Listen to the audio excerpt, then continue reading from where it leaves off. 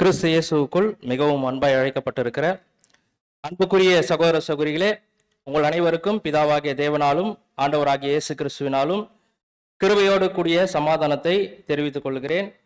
தேவனுடைய மிகுந்த கிருபை நிமித்தமாக அவருடைய சமூகத்திலே நாம் அனைவரும் ஒன்று சேரவும், விசேஷமாக கர்த்தருடைய மரண நாளை நினைவு கூறுவதற்கு நம்மை தயார்படுத்தும் பாடங்களை நாம் கேட்கும்படியான கிருபையை தேவன் நமக்கு தந்திருக்கிறார்.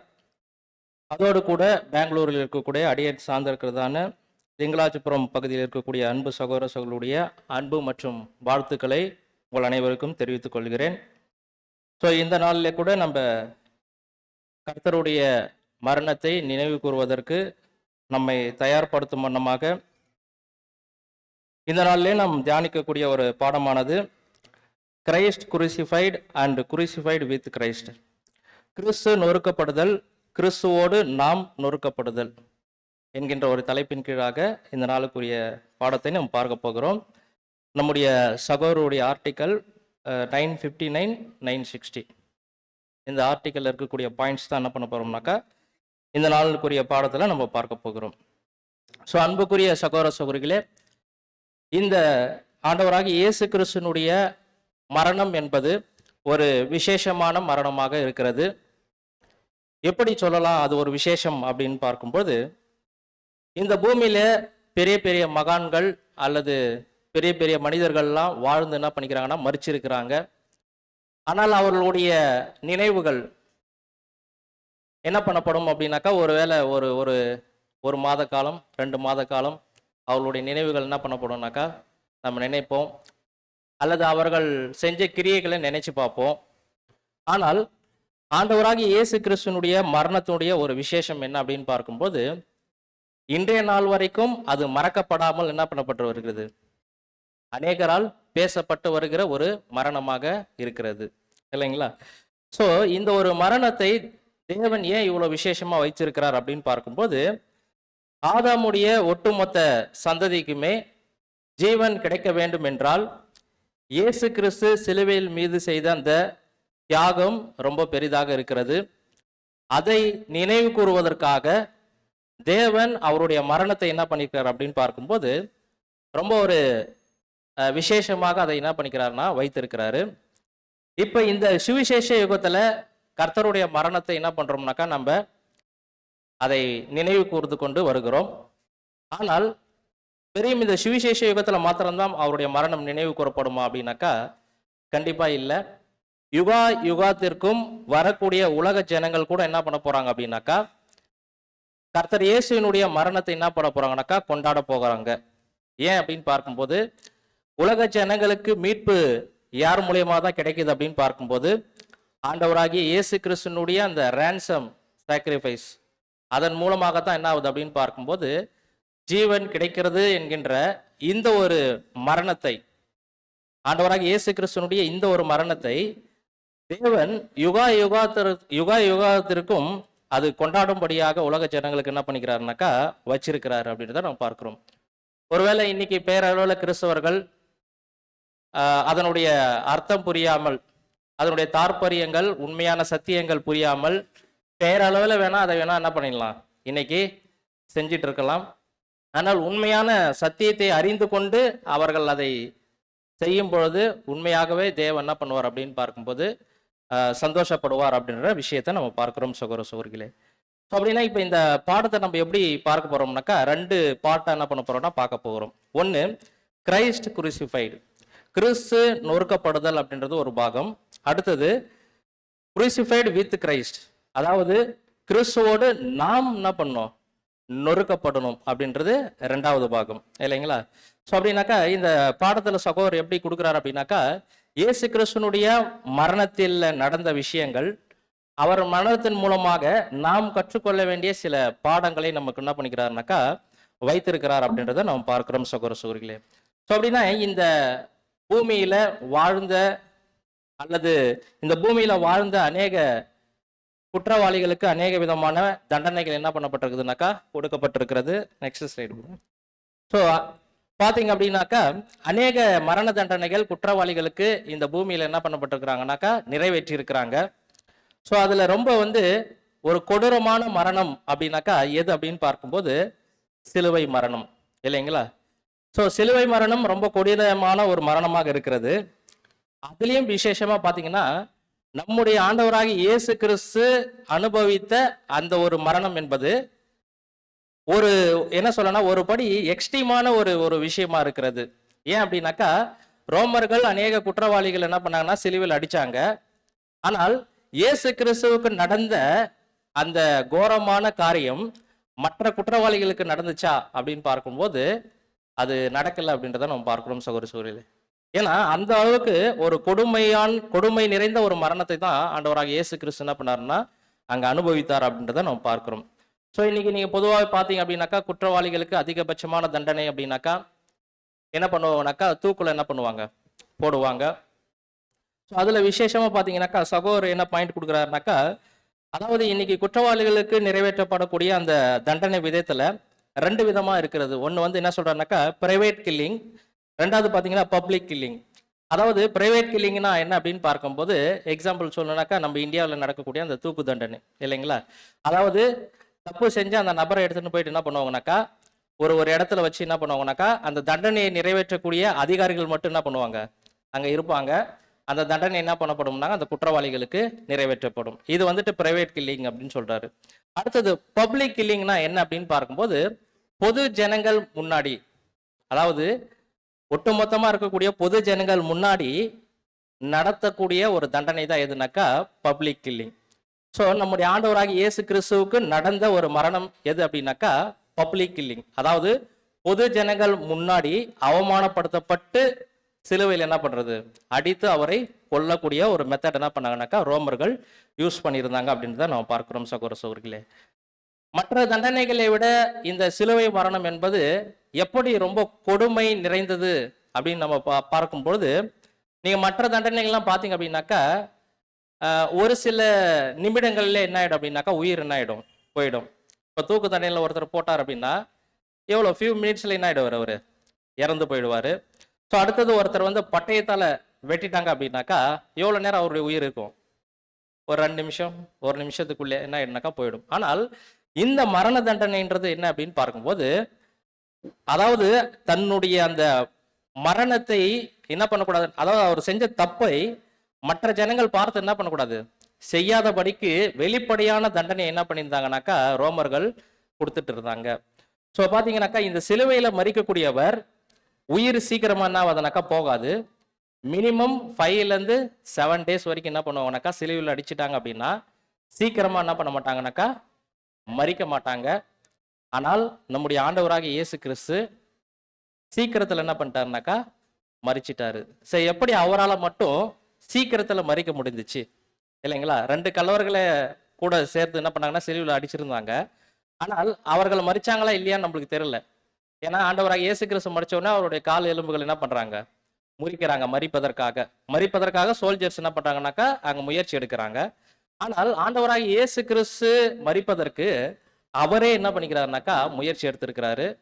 ஸோ அது மாத்திரம் இல்லை, இந்த ஒரு சிலுவை மரணத்தை பற்றி நம்ம கொஞ்சம் திங்க் பண்ணும்பொழுது, அதாவது இந்த ரோமர்கள் இந்த சிலுவை மரணத்தை எதற்காக யூஸ் பண்ணாங்க அப்படின்னு பார்க்கும்போது, இதை ஃபர்ஸ்ட் இந்த சிலுவை மரண தண்டனையை குற்றவாளிகளுக்கு கொடுக்கணும் அப்படின்ற ஒரு விஷயத்த யார் கண்டுபிடிச்சது அப்படின்னு பார்க்கும்போது, அதாவது பெர்ஷியா ராஜர்கள், இல்லைங்களா? பெர்ஷியர்கள் தான் என்ன பண்ணாங்கன்னா இதை கண்டுபிடிச்சாங்க.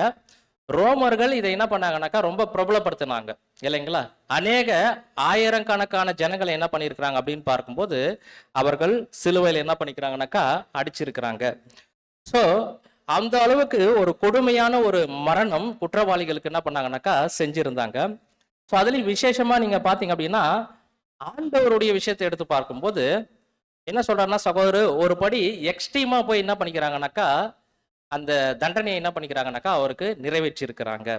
பாருங்க, அதை குறித்து சகோதரர் என்ன பண்றாரு அப்படின்னாக்கா ஆண்டவராகிய இயேசு கிறிஸ்து அடைந்த அந்த வலி வேதனைகளை குறித்து கொஞ்சம் எக்ஸ்பிளேஷன் பண்ணும்போது என்ன சொல்றாரு அப்படின்னு பார்க்கும்போது நம்ம வாசிக்கலாம். அது கொஞ்சம் இங்கிலீஷ்ல இருந்து டைரக்டா தமிழ்ல டிரான்ஸ்லேட் பண்ணதால புரிஞ்சுக்கிறதுக்கு கொஞ்சம் கடினமா இருக்கும். நான் வேணா அதை உங்களுக்கு எக்ஸ்பிளைன் பண்றேன். வாசிக்கலாம் சிஸ்டர். சிலுவையில் அறையப்படுவது என்பது மெதுவான நீடித்த பயங்கரமான மரண செயல்முறை ஆகும். பாருங்க, சிலுவையில் மரிப்பது என்பது நீடித்த பயங்கரமான மரண செயல்முறை. அப்படின்னா சிலுவையில் அடிச்ச நபர் சீக்கிரமா என்ன பண்ண மாட்டாங்கன்னாக்கா மரிக்க மாட்டாங்க. ரொம்ப அவங்க மரிப்பதற்கு என்ன ஆகும்னாக்கா டைம் எடுக்கும். அடுத்தது, இது எப்போதும் பல மணி நேரங்கள் நீடிக்கும். பெரும்பாலும் பல நாட்கள் நீடிக்கும். பாதிக்கப்பட்டவர் பொதுவாக சிலுவையை தரையில் கிடக்கும்போது கட்டப்படுவார். கைகளும் கால்களும் மரத்தில் ஆணி அடிக்கப்படும். சிலுவை உயர்த்தப்பட்டு குழியில் நடப்படும். அதை பெறுவதற்கு தயாராக இருக்கும். இது உடலுக்கு ஒரு பயங்கரமான இழுவையை கொடுத்தது. அதை தொடர்ந்து வந்த வேதனை மிகவும் அதிகமாக இருந்தது. வெயில் நிர்வாண உடலையும் மூடப்படாத தலையையும் தாக்கியது. நமது ஆண்டவரின் விஷயத்தில் இது முற்களின் கிரீடத்தில் கூடுதல் கொடுமையால் துளைக்கப்பட்டது. கிழிந்த ஆடையற்ற காயங்கள் சீழ்பிடித்து வீக்கம் அடைந்து அவற்றிலிருந்து நடுங்கும் சதை வழியாக வெடிக்கும் வலிகள் வெளிப்பட்டன. போதும் ஸ்டார். ஸோ அப்படி பார்க்கும்போது சகோதரர் என்ன சொல்றாரு அப்படின்னாக்கா, அதாவது இது பல மணி நேரங்கள் நீடிக்கக்கூடிய ஒரு மரணமா இருக்கிறது. அது மாத்திரம் இல்லை, என்ன சொல்றாருனாக்கா, ஆண்டவராக இயேசு கிறிஸ்துவ என்ன பண்ணாங்க அப்படின்னு பார்க்கும்போது அவரை தரையில் அந்த சிலுவையில படுக்க வச்சு ஸ்கெட்ச் பண்ணி என்ன பண்ணாங்கனாக்கா ஆணி அடிச்சாங்க. ஸோ அப்படி ஸ்கெட்ச் பண்ணி ஆணி அடிச்சு அந்த சிலுவையை எடுத்து அந்த சாக்கெட்டு சொல்லப்படக்கூடிய அந்த குழியில நடப்படும் பொழுது ஒரு பயங்கரமான ஒரு வலி என்ன ஆகும் அப்படின்னு பார்க்கும்போது ஏற்படும். அதுதான் சகோதரர் சொல்ற உச்சகட்டமான ஒரு வலி எது அப்படின்னு பார்க்கும்போது, அந்த சிலுவையில் அறையப்பட்ட நபரை எடுத்து அந்த குழியில நடப்படும் போது அந்த பாடியை என்ன ஆகும் அப்படின்னு பார்க்கும்போது ஒரு ஒரு ஷேக் ஆகும். ஸோ இது எப்படிப்பட்ட ஒரு வலியை தர முடியும் அப்படின்னு பார்க்கும்போது அதை நம்மளால மனித மூளையால நம்ம விவரிக்க முடியாது. அதை ஒருத்தர் அனுபவிக்கும் போது தான் அதை என்ன பண்ண முடியும், புரிந்து கொள்ள முடியும். அந்த அளவிற்கு கொடுமையான ஒரு வலி அங்க என்ன ஆகும்னாக்கா ஏற்படும் அப்படின்றத சகோதரர் சொல்றாரு. ஸோ அது மாத்திரம் இல்ல, தொடர்ந்து வேதனை அதிகமா இருந்துச்சு. என்ன வேதனை அதிகமா இருந்துச்சு அப்படின்னு பார்க்கும்போது, ஆண்டவராகிய இயேசு கிறிஸ்துனுடைய ட்ரெஸ்ஸை கம்ப்ளீட்டா என்ன பண்ணிட்டாங்க அப்படின்னு பார்க்கும்போது கழட்டிட்டாங்க. அவரை நிர்வாணமாக்கி தான் என்ன பண்ணிக்கிறாங்க அப்படின்னு பார்க்கும்போது சிலுவையில் என்ன பண்ணிக்கிறாங்கன்னா அடிச்சிருக்கிறாங்க. கொஞ்சம் யோசிச்சு பாருங்களேன், இந்த ஒரு சிலுவையில அங்க இருக்கக்கூடிய வெயில் எப்படி இருந்துச்சு அப்படின்னு பார்க்கும்போது மலைப்பகுதி இல்லைங்களா. ஆக்சுவலி அந்த கொல்கோதா அப்படின்னாவே என்ன அப்படின்னாக்கா ரொம்ப எல்லாருக்குமே பயம் நிறைந்த ஒரு இடமா அது இருந்துச்சு இல்லைங்களா. இங்கிலீஷ் ஸ்கல் அப்படின்னு நம்ம பார்க்குறோம், மண்டையோடு எனப்பட்ட கபாஸ்தலம் வசனல பார்க்குறோம். அந்த ஒரு இடத்தினுடைய பேரை கேட்டாவே ஜனங்கள் என்ன ஆவாங்கனாக்கா ரொம்ப பயப்படுவாங்க. ஸோ அதுல முக்கியமா பார்த்தீங்க அப்படின்னாக்கா அந்த ஒரு இடம் எப்படி இருந்துச்சுன்னா ரொம்ப வெயில் அதிகமா இருந்த ஒரு இடம். ஆண்டவராக இயேசு கிறிஸ்து ஆல்ரெடி அவருடைய பாடி எப்படி ஆயிட்டு இருக்குது அப்படின்னு பார்க்கும்போது, அதாவது உழுகிற நிலத்தை போல என்ன பண்ணிட்டுனாக்கா அவருடைய பாடி என்ன ஆயிடுச்சுன்னா ஆயிடுச்சு இல்லைங்களா. நம்ம ஏசாயெல்லாம் வாசிக்கிறோம், சங்கீதம் 22 அவருடைய பாடியை கம்ப்ளீட்டா ரோமன் சோல்ஜர்ஸ் என்ன பண்ணிட்டாங்கனாக்கா அந்த ஒரு அதாவது பிலாத்தினுடைய அந்த ஒரு அரண்மனையில் என்ன பண்ணிட்டாங்க அப்படின்னாக்கா ஒட்டுமொத்தமா சின்ன பின்னமா என்ன பண்ணிட்டாங்க. இதுல ஆண்டவர் மேல அந்த பாரமான சிலுவையை என்ன பண்ணாங்கன்னாக்கா சுமந்து வர செய்து ஏறக்குறைய 3 கிலோமீட்டர் அப்படின்னு சகோதரர் சொல்றாரு. ஸோ சுமந்து வர செய்து அவரை அடிச்சு நிர்வாணமாக்கி அந்த வெயில்ல வைக்கும்போது கொஞ்சம் யோசிச்சு பாருங்க, அந்த புண்ணு மேல அந்த காயங்கள் மேல அந்த வெயில் படும்பொழுது அதனுடைய ஒரு கொடூரம் எப்படி இருந்திருக்கும் அப்படின்னு பார்க்கும்போது அதான் சகோதரர் சொல்றாரு, கொஞ்சம் அந்த வெயில் படப்பட அந்த புண்ணுலாம் எப்படி ஆயிருக்குனாக்கா அந்த ஒரு காயங்கள்லாம் சீழ்பிடிக்க என்ன இருக்குனாக்கா ஆரம்பிச்சிருக்கும் அப்படின்றது அங்க சொல்றாரு. அது மாத்திரம் இல்ல, கூடுதலா ஒரு வேதனை இருந்துச்சு அப்படின்னு சொல்றாரு. என்ன அப்படின்னாக்கா முள்ளால அவருக்கு ஒரு கிரீடத்தை என்ன பண்ணாங்க செஞ்சு வச்சாங்க. அந்த 2 கல்லர்களுக்கும் வச்சாங்களா இல்லையான்னு நம்மளுக்கு எந்த ப்ரூஃபும் இல்லை. ஆனால் ஆண்டவராக இயேசு கிறிஸ்துக்கு என்ன பண்ணிக்கிறாங்கன்னா அந்த முள் கிரீடத்தை வச்சிருக்கிறாங்க. ஸோ அதுலேயும் விசேஷமா சகோதரர் எப்படி சொல்றாரு அப்படின்னா, இந்த முள் கிரீடத்தை வைக்கும் பொழுது கொஞ்சம் யோசனை பண்ணி பாருங்க, ஒரு தடவை வச்சுட்டு அப்படியே விட்டுட்டு இருந்தாங்கன்னாக்கா அதனுடைய வலி அதிகமா என்ன இருக்காது, தெரிஞ்சிருக்காது. என்ன பண்ணிருக்கிறாங்கனாக்கா அந்த முள் கிரீடத்தை வச்சு ஒரு கோலை எடுத்து என்ன பண்ணிக்கிறாங்க அடிச்சிருக்கிறாங்க. வேற எங்கன்னா அது முள் கிரீடம் தேவையில்லாத இடத்துல என்ன பண்ணிக்கிறாங்க திருப்பி ரிமூவ் பண்ணி மறுபடியும் என்ன பண்ணிக்கிறாங்க வேணும் போது பாருங்க. ஒவ்வொரு தடவையும் அந்த முள் கிரீடத்தை எடுக்கும் பொழுதும் வைக்கும் பொழுதும் அதனுடைய வலி, ஏன்னா நம்முடைய பாடியில எங்க அடிபட்டாலும் நம்ம என்ன பண்ணிடுவோம், ஓரளவுக்கு சகிச்சிருவோம். ஆனால் தலையில மட்டும் என்ன பண்ண மாட்டோம், அடிபடுவதற்கு நம்ம விடவும் மாட்டோம். அப்படி அடிபட்டாலும் அதை ரொம்ப கேர்ஃபுல்லாக என்ன பண்ணுவோம், பார்த்துக்குவோம். ஏன்னா தலை அப்படின்றது நம்முடைய பாடியிலே ரொம்ப இம்பார்ட்டன்ட் இல்லைங்களா? ஆனால் பாருங்க, ஒவ்வொரு தடவையும் அந்த முள்கிரீடத்தை வைக்கும் பொழுதும் எடுக்கும் பொழுதும் எப்படியாப்பட்டான வலியை ஆண்டவர் என்ன பண்ணியிருப்பாருனாக்கா அங்கே சகித்திருப்பார் அப்படின்றத நாம் பார்க்கிறோம். ஸோ அது மாத்திரமல்ல, இன்னும் என்ன சொல்றாரு அப்படின்னு பார்க்கும்போது, அவருக்கு அதிகமான காய்ச்சல் வந்துச்சு அப்படின்னு சொல்றாரு. எப்படி அப்படின்னு பார்க்கும்போது பாருங்க, அவருடைய உடம்புல தண்ணி என்னன்னா இல்லை, பாடி என்ன ஆயிடுச்சு அப்படின்னு பார்க்கும்போது டீஹைட்ரேட் ஆயிடுச்சு. அதனால என்ன ஆயிடுச்சுன்னாக்கா ஒரு ஒரு ஒரு என்ன சொல்லலாம் அப்படின்னாக்கா ஒரு ஒரு பெரிய ஒரு காய்ச்சல் அவருக்கு என்ன இருக்குதுனாக்கா ஏற்பட்டு இருக்கிறது அப்படின்றத சொல்றாரு. அது மாத்திரமல்ல, துடிதுடிக்கும் தலை மற்றும் பொங்கி எழும் தாகம் இல்லைங்களா? ஸோ அந்த நிர்வாண உடல் ஏற்கனவே என்ன ஆயிட்டுக்குதுனாக்கா அந்த அவரை வந்துட்டு என்ன பண்ணிக்கிறாங்கனாக்கா அடிச்சு காயங்கள் என்ன இருக்குதுன்னா உடம்பு ஃபுல்லா இருக்கிறது. ஸோ அந்த வெயில் படப்பட அந்த என்ன சொல்லலாம்னாக்கா அந்த சீழ்பிடித்த மாதிரி வெளியே வரும் இல்லைங்களா? ஸோ அதெல்லாம் கூடுதலான வேதனையா இருந்துச்சு. இதோடு கூட முள்கிரீடத்தை என்ன பண்ணிக்கிறாங்க, வச்சு அடிச்சிருக்கிறாங்க. ஸோ அது மாத்திரம் இல்லை, என்ன சொல்றாரு அப்படின்னு பார்க்கும்போது தாகம் அவருக்கு எப்படி இருந்துச்சு அப்படின்னு பார்க்கும்போது ரொம்ப அதிகமா இருந்துச்சு. ஏன்னா பாடி டீஹைட்ரேட் ஆயிடுச்சுன்னா ஒரு மனுஷனுக்குள்ள என்ன ஆகும்னாக்கா அதிகமான தாகம் ஏற்படும். ஆனால் ஆண்டவருக்கு கூட என்ன இருக்குதுனாக்கா அதே போல இங்க என்ன இருக்குதுனாக்கா தாகம் ஏற்பட்டு இருக்கிறது. ஸோ இன்னொரு ஒரு பாயிண்ட் என்ன சொல்றாரு அப்படின்னு பார்க்கும்போது, இப்ப சிலுவையில் அடிச்சு அவர் என்ன பண்ணிட்டாங்கனாக்கா அங்க நிக்க வச்சுட்டாங்க. ஸோ இப்போ ஆண்டவராக இயேசு கிறிஸ்து செயல்படவே முடியாது. கையும் காலும் எதெல்லாம் அங்கே இருக்குது அப்படின்னு பார்க்கும்போது அந்த ஆணியில நின்றுட்டு இருக்கிறாரு.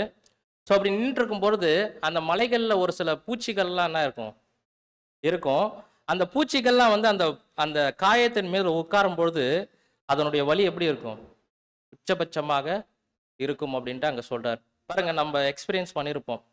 நம்ம கையிலயோ காலிலயோ ஏதாவது ஒரு பகுதியில் அடிபட்டுருச்சு அப்படின்னா இந்த ஈலாம் வந்துட்டு என்ன ஆகும், ஒரு சில நேரங்களில் உட்காரும் போது எப்படி இருக்கும் நம்மளுக்கு ஒரு ஒரு சுர்ன்னு ஒரு மாதிரி வலி இருக்கும் இல்லைங்களா? பாருங்க, இங்க சின்ன ஈ உட்கார்றதுக்கே அந்த அளவுக்கு ஒரு வலி இருக்குதுன்னா ஆண்டவருக்கு அந்த காயங்கள் மீது மலைகள்ல எவ்வளவு பெரிய பூச்சிகள் இருந்துச்சுன்னு தெரியல. அதெல்லாம் அந்த காயத்துல உட்காரும் பொழுது அதை துரத்த கூட என்ன பண்ண முடியல, அவரால் முடியல. ஏன்? அவருடைய கையும் காலும் அங்க என்ன இருக்குது அப்படின்னு பார்க்கும்போது அந்த ஒரு ஆணிகள் மூலமாக அறையப்பட்டிருக்கிறது.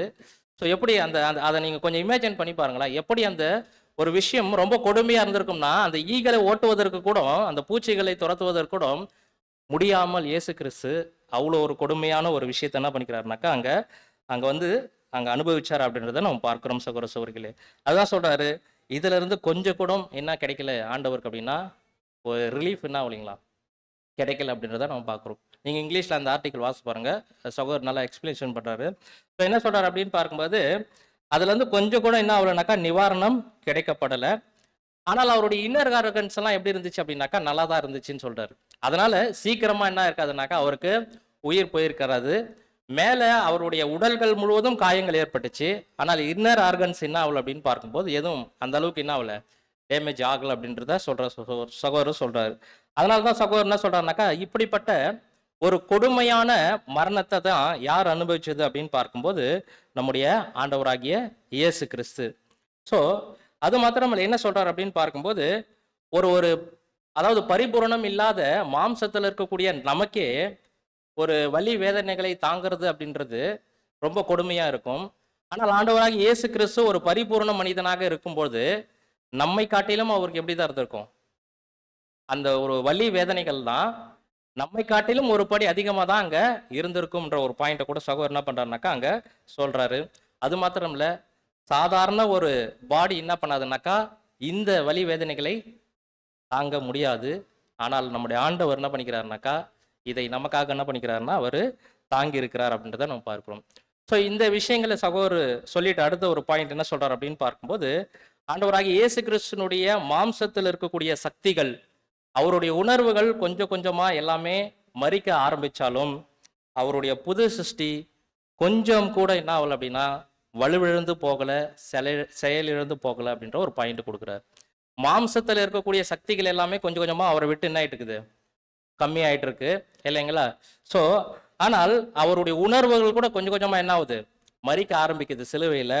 ஆனால் அவருடைய நியூ கிரியேஷன், புது சிருஷ்டி தேவன் எப்படி கொடுத்தாரோ அதே போல 100% எப்படி இருந்தார்னா சிலுவையில் தன்னுடைய ஜீவனை விடுற வரைக்கும் என்ன பண்ணியிருந்தார்னா அந்த புது சிருஷ்டி அப்படியே அவர் காத்து கொண்டார் அப்படின்ற ஒரு பாயிண்ட் கொடுக்குறாரு. இந்த சப்ஜெக்ட்லேயே சகோதரர் ஹைலைட் பாயிண்ட் இதுதான் சொல்றாரு. அவருடைய புது சிருஷ்டி எங்குமே வலுவிழந்து போகல. தேவன் சொன்ன மாதிரி சிலுவையில் என்னென்ன விஷயங்களை அவர் நிறைவேற்றணுமோ ரொம்ப தெளிவா என்ன பண்ணாருனாக்கா நிறைவேற்றினாரு. மாம்சத்துல அதிகமான வலி வேதனைகள் இல்லைங்களா, கொடுமைகளை சகிச்சாரு இல்லைங்களா. அதைத்தான் சகோதரர் இந்த பாடத்தை ஆரம்பிக்கும் போதே சொல்றாரு. இவ்வளவு கொடுமை வலி வேதனைகளே அவர் அனுபவிச்சாரு. இதன் மத்தியில கூட என்ன பண்ணிக்கிறார் அப்படின்னு பார்க்கும்போது அவர் புது சிருஷ்டி கொஞ்சம் கூட கான்சியஸ் அவளை இழந்து போகல அப்படின்ற ஒரு விஷயத்த இங்க சொல்றதாக நம்ம பார்க்கிறோம் சகோதர சகோதரிகளே. எப்படி சொல்லலாம் இதை, அவர் எப்படி கான்சியஸா இருந்தார் அப்படின்றத எப்படி சொல்லலாம் நம்ம அப்படின்னு பார்க்கும்போது, ஆண்டவராக இயேசு கிறிஸ்து சிலுவையின் மேல இருக்கும்பொழுது என்ன பண்றாருனாக்கா ஒரு வார்த்தையை அங்க பேசுறாரு. என்ன சொல்றாரு அப்படின்னு பார்க்கும்போது, தாகமாய் இருக்கிறேன் அப்படின்ற ஒரு வார்த்தையை சொல்றாரு. ஸோ அது அப்படி சொல்லும்பொழுது என்ன பண்றாங்கனாக்கா அங்க அந்த வெள்ளை போலம் நிறைந்த காடியை என்ன பண்றாங்கனாக்கா குடிக்க கொடுக்குறாங்க. ஸோ அதை கூட சகோதரர் அவருடைய ரைட்டிங்ஸ் எப்படி சொல்றாருனாக்கா அனோடையன் அப்படின்ற ஒரு பானத்தை என்ன பண்ணிக்கிறாங்க அங்க கொடுத்துருக்குறாங்க. ஸோ அந்த பானத்தை குடிச்சிட்டாங்க அப்படின்னாக்கா அவங்களுக்கு கான்சியஸ் இருக்காது, உணர்வுகள் எல்லாமே என்ன ஆயிடும், மறிச்சு போயிடும். ஆனால் ஆண்டவராகிய இயேசு கிறிஸ்து அவர் இறுதி வரைக்கும் எப்படி இருந்தார் அப்படின்னு பார்க்கும்போது விழிப்புடனும் தெளிவுடனும் என்ன பண்ணியிருந்தார்னா இருந்தாரு. பாருங்க, அந்த வெள்ளை போலம் நிறைந்த காடியை கொடுக்கும்போது ஆண்டவரை டச் பண்ணி பார்த்துட்டு இது எனக்கு வேண்டான்னு சொல்லிடுறாரு இல்லைங்களா. ஸோ ஏன் இதை வேண்டான்னு சொன்னார் அப்படின்னாக்கா, ஆக்சுவலி அந்த சிலுவையில் அறையப்படுகிறவர்களுக்கு கொடுக்கப்படக்கூடிய ஒரு பெயின் கில்லர் தான் எதுனாக்கா இந்த வெள்ளை போலம் நிறைந்த காடி இல்லைங்களா. ஸோ இது ஏன் அப்படின்னு கொடுத்தாங்க அப்படின்னாக்கா, சிலுவையில் மறிக்க போகக்கூடிய அந்த நபர்களுக்கு, குற்றவாளிகளுக்கு இதை கொஞ்சம் குடிச்சாங்க அப்படின்னாக்கா கொஞ்சம் பெயின் என்ன ஆகுனாக்கா ரிலீஃப் கிடைப்பதற்காக ஒரு சில ஸ்திரீகள் அங்கே என்ன பண்ணியிருந்தாங்கனாக்கா இந்த ஊழியத்தை என்ன பண்ணியிருந்தாங்கனாக்கா செஞ்சிருந்தாங்க. ஆனால் இயேசு கிறிஸ்துவுக்கு அந்த அவர் சிலுவை சுமந்து போகும்போதும் கொடுக்குறாங்க, அதை வாங்குறது இல்லை அவரு. அதே போல சிலுவையில் அவர் மறிக்கும் பொழுது தாகமா இருக்கிறேன் அப்படின்னு கேட்கும் பொழுது கூட அங்க என்ன பண்றாங்கனாக்கா அந்த கடற்காலானை தோய்த்து என்ன பண்றாங்க அவருக்கு கொடுக்குறாங்க. ஆண்டவர் சிலுவையின் மேல அதை டச் பண்ணி பார்த்துட்டு என்ன பண்றாரு, இது வேணான்னு அப்படின்னு சொல்லிடுறாரு. ஏன் வேணான்னு அதை மறுத்தார் அப்படின்னு பார்க்கும்போது, சிலுவையில அவர் நிறைவேற்ற வேண்டிய தேவ சித்தங்கள் இருந்துச்சு இல்லைங்களா. அதை ஒருவேளை அந்த பானத்தை அவர் வாங்கி இருந்தார் அப்படின்னா அவரால் அந்த புது சிஷ்டியாக இருந்து அவர் செய்யக்கூடிய வேலையை முழுமையாக என்ன பண்ணியிருக்க முடியாது, நிறைவேற்றி முடிச்சிருக்க முடியாது அப்படின்றத நம்ம பார்க்கிறோம் சகோதர சகோதரிகளே. ஸோ அடுத்த வசனம் கூட நம்ம வாசிக்கலாம் பாருங்க. யோவான் 19ஆம் அதிகாரம் 28-29. அதன் பின்பு எல்லாம் முடிந்தது என்று இயேசு அறிந்து வேத வாக்கியம் நிறைவேறத்தக்கதாக தாகமாய் இருக்கிறேன் என்றார். காடி நிறைந்த பாத்திரம் அங்கே வைக்கப்பட்டிருந்தது. அவர்கள் கடற்காலானை காடியிலே தோய்த்து ஈசோப்பு தண்டில் மாட்டி அவர் வாயினிடத்தில் நீட்டி கொடுத்தார்கள். பாத்தீங்களா, கொடுத்தாங்க, ஆனால் ஆண்டவர் அங்க அதை வாங்கவே இல்லை அப்படின்றத நம்ம பார்க்கிறோம் சகோதர சகோதரிகளே. ஸோ அப்படின்னா பாருங்க, ஆண்டவராகிய இயேசு கிறிஸ்து அதை ஒருவேளை வாங்கி இருந்தார் அப்படின்னாக்கா அவர் நிறைவேற்ற வேண்டிய தேவ திட்டத்தை என்ன பண்ணியிருக்க முடியாதுனாக்கா, அல்லது தேவ சித்தத்தை அங்கே சிலுவையின் மேல என்ன பண்ணிருக்க முடியாதுனாக்கா அங்கே நிறைவேற்றிருக்க முடியாது அப்படின்ற பாயிண்ட் நம்ம பார்க்கிறோம் சகோதர சகோதரிகளே. ஸோ அடுத்ததான் நெக்ஸ்ட் பாயிண்ட் என்ன அப்படின்னு பார்க்கும்போது, அதாவது மற்ற குற்றவாளிகளை சிலுவையில் அடிக்கும் பொழுது அவர்கள் என்ன பண்ணுவாங்கனாக்கா ஒரு 5 நாள் 7 நாள் இருந்துதான் என்ன பண்ணுவாங்கனாக்கா மறிப்பாங்க. பாருங்க, அந்த மரணத்தை பத்தி ஏன் இந்த கொடுமையான மரணத்தை ரோமர்கள் வந்துட்டு பயன்படுத்தினாங்க அப்படின்னா, ஒருவேளை அந்த மரணத்தை பார்த்து அந்த மற்ற ஜனங்கள் என்ன பண்ணக்கூடாதுனாக்கா தவறை என்ன பண்ணக்கூடாது, செய்யக்கூடாது. ஸோ அது மாத்திரம் இல்லை, இன்னொன்று என்ன அப்படின்னு பார்க்கும்போது அந்த தண்டனையை அனுபவிக்கக்கூடியவர் என்ன பண்ணுனாக்கா மரணத்தை ருசி பார்க்கணுங்களாம். அதாவது கொஞ்சம் கொஞ்சமா அவருடைய உயிர் என்ன ஆகுனாக்கா அவரை விட்டு போகும்.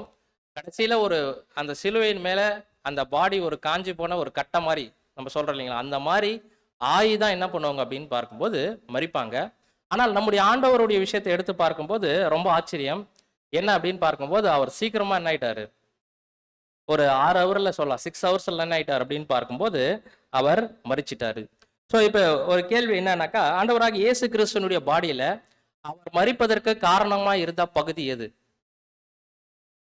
அவருடைய இருதயம் இல்லைங்களா. ஸோ ஆண்டவராக இயேசு கிறிஸ்து மறிக்க அவருடைய பாடியில் இருந்த பகுதி, காரணமா இருந்த பகுதி எது அப்படின்னு பார்க்கும்போது அவருடைய இருதயம். நம்ம வசனம் வாசிக்கலாம். யோவான் 19ஆம் அதிகாரம் 34ஆம் வசனம். ஆகிலும் போர் சேவகரில் ஒருவன் ஈட்டியினாலே அவருடைய விழாவில் குத்தினான், உடனே இரத்தமும் தண்ணீரும் புறப்பட்டது. பாத்தீங்களா, ஈட்டினால குத்தும் பொழுது அங்க என்ன ஆகுது அப்படின்னு பார்க்கும்போது தண்ணீரும் ரத்தமும் என்ன ஆகுதுனாக்கா புறப்படுது. ஸோ இப்போ உங்ககிட்ட ஒரு கேள்வி என்ன அப்படின்னு பார்க்கும்போது, ஆண்டவருடைய பாடியில தான் தண்ணியே இல்லையே. ஏன் அப்படின்னாக்கா, அவர் அந்த நைட்டு சீஷர்களோட அதாவது அனுசரிச்ச அந்த பஸ்கால, அதுக்கப்புறமா அவர் எங்கேயுமே என்ன பண்ணல, தண்ணி குடிக்கல. அவருடைய பாடி எப்படி ஆயிடுச்சுன்னா டீஹைட்ரேட் ஆயிடுச்சுன்னு நம்ம பார்க்குறோம். தண்ணி ஒரு ஒரு டிராப் கூட அவருடைய பாடியில இல்லை. ஆனால் ஈட்டியில குத்தும் பொழுது தண்ணீரும் ரத்தமும் வந்துச்சு நாங்க யோவான் சொல்றாரு. அப்படின்னா தண்ணி எங்க இருந்து வந்திருக்கும் அவருடைய பாடியில? அதாவது அவருடைய ரத்தத்துல இருக்கக்கூடிய ஒரு ஒரு ஒரு கலவை தான் என்ன அப்படின்னு பார்க்கும்போது தண்ணீராக அங்க மாறிடுச்சு. ஸோ எப்படி அப்படின்னு பார்க்கும்போது, ஆக்சுவலி நம்முடைய பாடியில இருக்கக்கூடிய பிளட் என்ன பண்ணுனாக்கா, நம்ம பாடியில ஃபுல்லா எல்லா பகுதிகளுக்கும் ஆக்சிஜன் என்ன பண்ணுனாக்கா எடுத்துட்டு போவோம் இல்லைங்களா. நம்ம பிளட்ல வந்துட்டு 2 செல்ஸ் இருக்குது. ஒன்று ரெட் சிவப்பணு, வெள்ளையணு சிவப்பணு அப்படின்ற 2 செல்ஸ் இருக்கிறது. ஸோ இதில் விசேஷமாக பார்த்தீங்கன்னா இந்த சிவப்பணுடைய வேலை என்ன அப்படின்னு பார்க்கும்போது, நம்ம பாடியில் இருக்கக்கூடிய எல்லா ஆர்கன்ஸுக்கும் ரத்தத்தை எடுத்துன்னு போகக்கூடிய மிகப்பெரிய வேலையை எது செய்யுது அப்படின்னாக்கா இந்த ஒரு சிவப்பணு. ஒருவேளை ஒரு நாள் நம்முடைய பாடியில் ரத்தம் வேலை செய்யலை அப்படின்னா நம்முடைய பாடியில் இருக்கக்கூடிய ஆர்கன்ஸுக்கு என்ன கிடைக்காது? ஆக்சிஜன் கிடைக்காது. அப்படின்னா நம்ம பாடியிலே மிகப்பெரிய வேலையை எது செய்யுது அப்படின்னா இந்த ஒரு சிவப்பணு. அதாவது ரத்தத்தில் 2 அணுவில் வந்துட்டு, அதாவது இந்த ஒரு சிவப்பணுக்கு இப்படிப்பட்ட ஒரு கெப்பாசிட்டி இருக்குது. ஆக்சுவலி வெள்ளை அணு அப்படின்னு நம்ம பார்க்கும்போது அதுக்கு என்ன கெப்பாசிட்டி இருக்குது அப்படின்னு பார்க்கும்போது அதுக்கு வந்துட்டு ஒரு மெமரி பவர் இருக்குது அப்படின்ட்டு நம்ம பார்க்குறோம். இதெல்லாம் வந்து நீங்கள் கூகுளில் பார்த்தாவே உங்களுக்கு கிடைச்சிடும். ஸோ என்ன மெமரி கெப்பாசிட்டி அப்படின்னு பார்க்கும்போது, ஏதாவது நம்ம பாடியில் தேவையில்லாத பாக்டீரியா வந்துச்சு அப்படின்னாக்கா அதை என்ன பண்ணி ஃபஸ்ட்டு டைமு ஏதாவது ஒரு பாக்டீரியா நம்ம பாடிக்குள்ளே வந்துச்சு அப்படின்னாக்கா அதை வந்துட்டு ஃபோட்டோ பிடிச்சி வச்சுக்கலாம். எதுனாக்கா இந்த வெள்ளை அணு. ஒரு தடவை ஃபோட்டோ பிடிச்சி வச்சிருந்த இந்த பாக்டீரியா மறுபடியும் நம்முடைய பாடிக்குள்ளே வந்துச்சு அப்படின்னா அதை என்ன பண்ணாது, இந்த வெள்ளை அணு அலோவ் பண்ணாது. எக்ஸாம்பிள் சொல்லணும்னா கொரோனா டைமில் நம்ம பார்க்குறோம் இல்லைங்களா. ஸோ நம்மளுக்கெல்லாம் எல்லாருக்குமே வேக்சின் போட்டாங்க இல்லைங்களா. வேக்சின் போட்டாங்க இல்லைங்களா. அந்த வேக்சின் எங்கேருந்து எடுத்ததுன்னு தெரியுமா? இல்லை எங்கேருந்து எடுத்தது? கொரோனா வந்து ஒருத்தருடைய பாடியிலிருந்து தான் எடுத்தது இல்லைங்களா. ஸோ அதை ஆன்டிபயோட்டிக்காக மாற்றி இல்லைங்களா, அதாவது அந்த பிளட்ல இருக்கக்கூடிய சிரம் அப்படின்ற ஒரு விஷயத்தை எடுத்து என்ன பண்ணுறாங்கனாக்கா ஆன்டிபயோட்டிக்காக மெடிசனாக மாற்றி நம்ம பாடியில் என்ன பண்ணிக்கிறாங்கனாக்கா செலுத்திருக்கிறாங்க. ஸோ அப்படின்னா ஒரு தடவை அந்த வெள்ளையணு வந்துட்டு ஒரு பாக்டீரியாவை கேமரா மாதிரி ஃபோட்டோ பிடிச்சி வச்சிருச்சு அப்படின்னா மறுபடியும் அந்த செல் அதாவது இந்த பாக்டீரியா வந்துச்சு அப்படின்னா அதை நம்முடைய ரத்தத்தில் கலக்க விடாதபடிக்கு இது என்ன பண்ணும், தடை பண்ணக்கூடிய கெப்பாசிட்டி எதுக்கு இருக்குதுன்னா இந்த வெள்ளையணுக்கு இருக்கிறது. ஆனால் இந்த சிவப்பணுடைய வேலை என்ன அப்படின்னு பார்க்கும்போது நம்முடைய பாடியில் இருக்கக்கூடிய அதாவது எல்லா பகுதிகளுக்குமே இந்த ஒரு ஆக்சிஜன் எடுத்துன்னு போகக்கூடிய மிகப்பெரிய வேலையை எது செய்யுதுனாக்கா இந்த சிகப்பணு இல்லைங்களா. நம்முடைய பாடியில அதிகமான ஆக்சிஜன் எந்த பகுதிக்கு தேவைப்படுது தெரியுங்களா? இருதயத்துக்குங்களா? பிரெயினுக்கு தான் 20% ஆஃப் ஆக்சிஜன் என்ன ஆகுதுனாக்கா தேவைப்படுதாக இருக்கிறது சகோதரிகளே.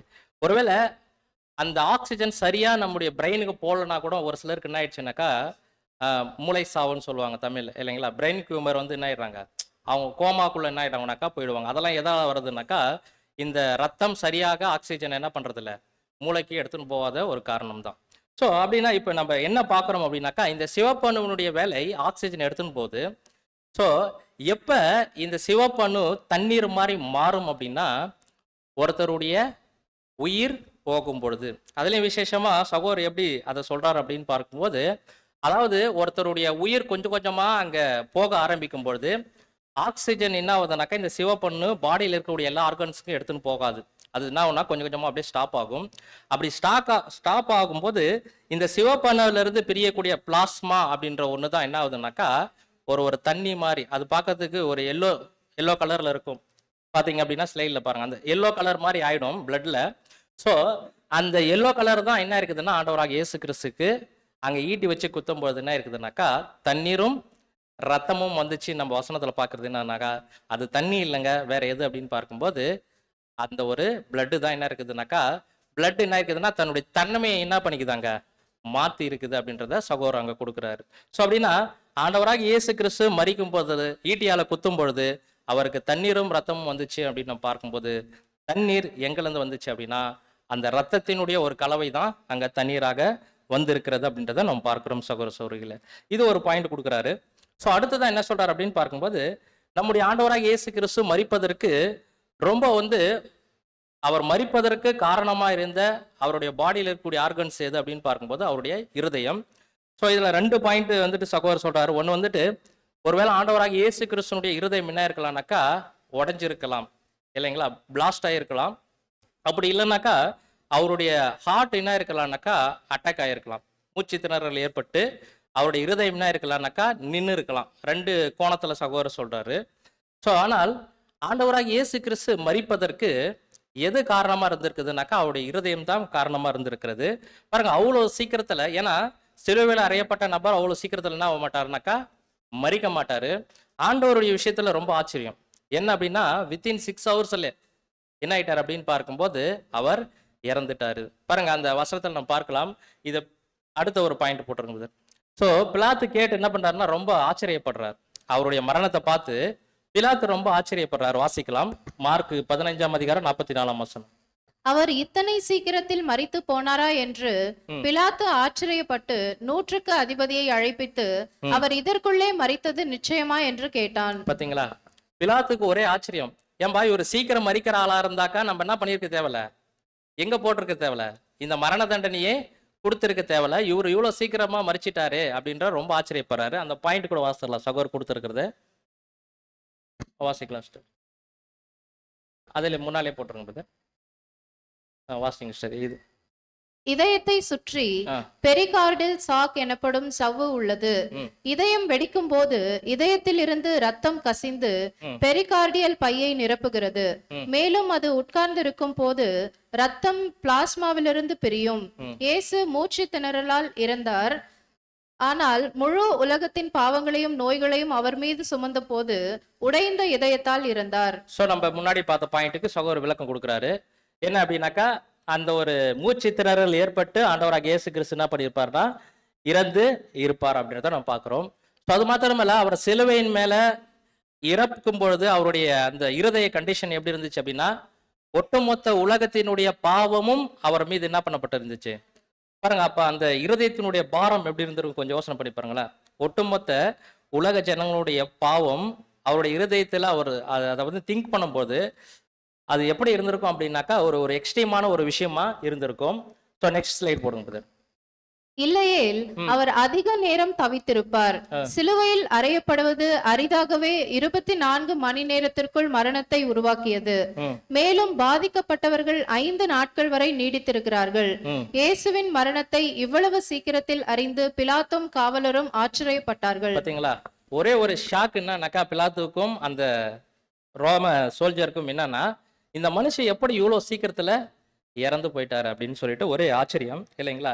ஸோ அப்படின்னா இப்ப ஆண்டவராகி இயேசு கிறிஸ்து இறப்பதற்கு யார் முயற்சி எடுத்ததுனால அவர் சீக்கிரமா இறந்தார்? பிதாவாகிய தேவன், ஆண்டவராகிய இயேசு கிறிஸ்து, இல்ல வேற யாராவது நீங்க ஆப்ஷன்ல வச்சுங்க. யார் முயற்சி எடுத்ததுனால அவருடைய ஜீவன் சீக்கிரமா போயிடுச்சு அப்படின்னு பார்க்கும்போது ஆன்சர் ஆண்டவராகிய இயேசு கிறிஸ்து. அவர் முயற்சி எடுக்கல அப்படின்னா அவருடைய ஜீவன் என்ன இருக்குதுன்னா அவ்வளவு சீக்கிரம் போயிருக்காது. இல்ல ப்ராப்பர்சி இருக்குது, ஆனா அதை செயல்படுத்த அதை நிறைவேற்றி கொண்டிருக்கிறது யாருன்னா ஆண்டவராகிய இயேசு கிறிஸ்து. ஆண்டவராகிய இயேசு கிறிஸ்து அந்த சிலுவையின் மேல அந்த தேதியில தான் என்ன ஆகணும் மரிக்கணுன்றது நம்ம பார்க்கிறோம். பழைய ஏற்பாட்டு நிழல்கள்ல பார்க்கிறோம், தீர்க்க தரிசன வசனங்கள்லாம் இருக்கிறது. இருந்தாலும் சிலுவையின் மீது இருக்கும்பொழுது அவர் முயற்சி எடுக்காமல் என்ன இருக்காதுனாக்கா அவருடைய ஜீவன் என்ன இருக்காது, கண்டிப்பா போயிருக்காது அப்படின்றத நம்ம பார்க்கிறோம் சகோதர சகோதரிகளே. அப்படின்னா சகோதரர் என்ன சொல்றாருனாக்கா அவருடைய ஜீவன் போக ஆண்டவராகிய இயேசு கிறிஸ்து ஒரு ஸ்ட்ராட்டஜி என்ன பண்ணிக்கிறாருனாக்கா யூஸ் பண்ணிக்கிறாரு. அவர் ஒரு யுக்தியை என்ன பண்ணிக்கிறாருனாக்கா அவர் பயன்படுத்தி இருக்கிறாரு. என்ன யுக்தி அப்படின்னு பார்க்கும்போது தனக்குள்ள ஒரு ஃபீலிங் என்ன பண்ணிட்டாருனாக்கா கொண்டு வந்துட்டாரு. அவர் ஜீவன் போவதற்கு அவர் எடுத்த யுக்தி என்ன அப்படின்னு பார்க்கும்போது தனக்குள்ள ஒரு சோகத்தை, ஒரு ஃபீலிங் என்ன பண்ணிட்டார் அப்படின்னு பார்க்கும்போது கொண்டு வந்தாரு. இதன் மூலமா தான் அவர் என்ன பண்ணார் அப்படின்னு பார்க்கும்போது சீக்கிரமா என்ன பண்ணிக்கிறாருனாக்கா அவர் மரிச்சார் அப்படின்றத நம்ம பார்க்கிறோம். ஸோ அப்படின்னா என்ன ஃபீலிங் அவருக்குள்ள வந்திருக்கும்? பிதாவாகிய தேவன் அவரை கைவிட்ட அந்த ஒரு விஷயம் இல்லைங்களா. வசனம் வாசிக்கலாம் நம்ம. ஸோ ஆண்டவராகிய இயேசு கிறிஸ்து அவர் மரிக்கும் அவருக்கு ஒரு கான்ஃபிடென்ட் இருந்துச்சு. என்ன அப்படின்னு பார்க்கும்போது நீங்க எல்லாருமே என்னை விட்டு போனாலும் நான் எப்பவுமே என்னோட கூட யார் இருக்கிறது, தேவன் இருக்கிறான்ற கான்பிடென்ட் அவருக்குள்ள இருந்துச்சு. வாசிக்கலாம். இதோ நீங்கள் சிதறுண்டு அவனவன் தன் தன் இடத்திற்கு போய் என்னை தனியே விட்டுவிடும் காலம் வரும், அது இப்பொழுது வந்திருக்கிறது. ஆனாலும் நான் தனித்திரேன், பிதா என்னுடனே கூட இருக்கிறார். பாத்தீங்களா என்ன கான்பிடென்ட் இருந்துச்சுன்னா, சீஷர்களை பார்த்து சொல்றாரு, நீங்க எல்லாருமே என்ன பண்ணிடுவீங்க, போயிடுவீங்க. பாருங்க, ஆண்டவருக்கு முன்னாடியே தெரியும் சீஷர்கள் எல்லாம் என்ன பண்ணிடுவாங்க, அவரை விட்டு போயிடுவாங்கன்ட்டு. ஆனால் பேதுரு வந்து ஒரு கான்பிடென்டான ஒரு விஷயத்த வந்து பேசுறாரு. என்ன சொல்றாருன்னா, ஆண்டவரே சாவிலும் நான் உங்களோட கூட இருப்பேன்ட்டு என்ன பண்றாரு, பேசுறாரு. ஆனால் ஆண்டவருக்கு முன்னாடியே தெரியும் பேதுரு என்ன பண்ணவர், தன்னை மறுதளிப்பார் அப்படின்னு சொல்லிட்டு. அது மாத்திரம் இல்ல, நீங்க எல்லாருமே சிதறுண்டு என்ன பண்ணிடுவீங்க, போயிடுவீங்கன்னு தெரியும். ஆனால் கூட அங்க சகோதரர் எப்படி எழுதுறாருனாக்கா, பேதுருவை ஆண்டவர் எதுவும் கடிந்து கொள்ளாம அங்க என்ன பண்றாரு அப்படின்னு பார்க்கும்போது, அவருடைய பலவீனத்திற்காக என்ன பண்றாரு, ஜெபிக்கிறார் அப்படின்ற ஒரு பாயிண்ட் கொடுக்குறாரு. பாருங்க, ஸோ அப்படின்னா ஒரு ஒரு ஒரு மனுஷன் முன்னாடியே மறிக்க போறன்ற விஷயம் தெரிஞ்சிச்சுன்னா அவர் மனசுக்குள்ள எப்படி இருக்குங்க அந்த ஃபீல், அவ்வளோதானா நம்மளுடைய டைமு முடிஞ்சிருச்சா, இவ்வளோதானா நம்ம உயிரோடு இருப்போம் அப்படின்ற ஒரு ஃபீல் வந்துடும் இல்லைங்களா. பாருங்க, ஆண்டவராக இயேசு கிறிஸ்துவுக்கு அந்த ஃபீல் வந்துச்சா இல்லையான்னு தெரியல. ஆனால் அவருக்குள்ள இருந்த ஒரே நம்பிக்கை என்னன்னாக்கா, எது நடந்தாலும் என் கூட யார் இருக்கிறது, தேவன் இருக்கிறாரு. டீச்சர்கள் அவ்வளோ காலம் அவரோடு கூட இருந்தாங்க இல்லைங்களா. அவரோடு ஒன்றா என்ன பண்ணாங்க, அவர் எங்கெல்லாம் போனாங்க, அவரோட சாப்பிட்டாங்க, அவரோடு கூட தூங்குனாங்க. ஆனால் அவங்க கூட என்ன பண்ணிட்டாங்க, இப்போ விட்டுட்டு போயிடுவாங்க. ஆனால் என்னோடு கூட யார் இருக்கிறது அப்படின்னு பார்க்கும்போது, இது உண்மையாகவே புது சிருஷ்டிகளுக்கு ஒரு மிகப்பெரிய பாடம். நம்மை விட்டு யார் போனாலும் சரி, நம்மோடு கூட யார் இருக்கிறது, தேவன் கடைசி வரைக்கும். ஏன்னா நம்ம அவரோடு கூட உடன்படிக்கை செஞ்சிருக்கிறோம். அவரோடு கூட நம்ம உண்மையா இருந்தோம்னா அவர் நமக்கு என்ன பண்ணுவார், உண்மையா இருப்பார். ஸோ அதே விஷயம் தான் இங்க ஆண்டவராக இயேசு கிறிஸ்து ஒரு கான்ஃபிடென்டான ஒரு விஷயத்த பேசுறாரு. என்ன அப்படின்னாக்கா, அதாவது நீங்க எல்லாரும் என்னை விட்டு போயிட்டா கூட தேவன் என்னோட கூட இருக்கிறார்ன்ற ஒரு நம்பிக்கை இருந்துச்சு. ஆனால் எப்ப இந்த விஷயம் தேவன் அவருக்கு கைவிட்ட விஷயம் தெரியுதோ, உடனே ஆண்டவராக இயேசு கிறிஸ்து என்ன பண்ணிட்டாரு, ஜீவனை விட்டுட்டாரு. அடுத்த வசனம் வாசிக்கலாம். மத்திய 26:53. 9ஆம் மணி நேரத்தில் இயேசு ஏலி ஏலி லாமா சபக்தானி என்று மிகுந்த சத்தமிட்டு கூப்பிட்டார். அதற்கு என் தேவனே ஏன் என்னை கைவிட்டீர் என்று அர்த்தமாம். பாத்தீங்களா, எல்லாத்தையுமே தாங்கிட்டாரு. ஆனால் எதை அவரால் தாங்க முடியல அப்படின்னு பார்க்கும்போது, தேவனுடைய அந்த ஒரு உறவை அவர் வந்துட்டு கட் பண்ணும்பொழுது அங்கே என்ன பண்ண முடியல, அவரால் தாங்க முடியல. கொஞ்சம் யோசனை பண்ணி பாருங்களேன் இந்த பாயிண்ட்டை. பூமியில் மனுஷன் நம்ம வாழக்கூடிய வாழ்க்கை ஒரு 40-50 வருஷத்துக்கே நம்ம கூட நெருங்கி இருக்கிறவங்க நம்மளை விட்டு போயிட்டாங்க அப்படின்னா அந்த வேதனை நம்மளுக்கு எப்படி இருக்குது, அந்த பிரிவை நம்மளால் என்ன பண்ண முடியல, தாங்க முடியல. ஆனால் பிதாவாகிய தேவனும் ஆண்டவராகிய இயேசு கிறிஸ்துனுடைய உறவை நீங்கள் பார்த்தீங்க அப்படின்னா பல கோடி 1000 வருஷங்கள் இல்லைங்களா. அவர் லோகாசா இருக்கும்போதுலேருந்து தேவனோட கூட என்ன பண்ணிக்கிறாரு, இருந்திருக்கிறாரு. ஸோ அவ்வளவு கோடி வருஷங்கள் அவரோட கூட என்ன பண்ணிக்கிறாருன்னா அவர் உறவுக்குள்ள இருந்திருக்கிறாரு. இப்போ லோகாசில நிலைமையிலிருந்து பூமிக்கு மனிதனாக வந்த பிறகு கூட நீங்கள் எங்கே எடுத்து பார்த்தாலும் ஆண்டவராகிய இயேசு கிறிஸ்து யாரதே பிரதானமாக பேசுவார் அப்படின்னா தேவன் இல்லைங்களா. அவருக்கும் தேவனுக்கும் பிதாவுக்கும் இயேசு கிறிஸ்துக்கும் ஒரு லிங்க் எப்பவுமே என்ன ஆயிட்டு இருக்கும், அந்த உறவு எப்பவுமே இருந்துட்டு இருக்கும் இல்லைங்களா. ஆனால் இப்போ இந்த சிலுவையின் மீத கடைசி ஒரு பாட்டு, ஆண்டவராகிய இயேசு கிறிஸ்து தன்னுடைய ஜீவனை விடுவதற்கு எது காரணமா இருந்துச்சு அப்படின்னு பார்க்கும்போது, அதாவது பிதாவாகிய தேவனுடைய உறவை அங்க தேவன் துண்டிக்கும் பொழுது அதை அவரால் என்ன பண்ண முடியல, அவருடைய இருதயம் அதை என்ன பண்ண முடியல அப்படின்னாக்கா ஏற்றுக்கொள்ள முடியல. உடனே என்ன பண்ணிட்டாரு, தன்னுடைய ஜீவனை என்ன பண்ணிட்டார் அப்படின்னு பார்க்கும்போது அவர் விட்டுட்டார் அப்படின்றத நம்ம பார்க்கிறோம் சகோதர சகோதரிகளே. ஸோ அப்படின்னா பாருங்க, ஆண்டவராக இயேசு கிறிஸ்து ஜீவன் விடுவதற்கு எது காரணமா இருந்திருக்குது அப்படின்னு பார்க்கும்போது அவருக்குள்ள இருந்த ஒரு ஃபீலிங். என்ன ஃபீலிங்னாக்கா, தேவன் தன்னை கைவிட்டது.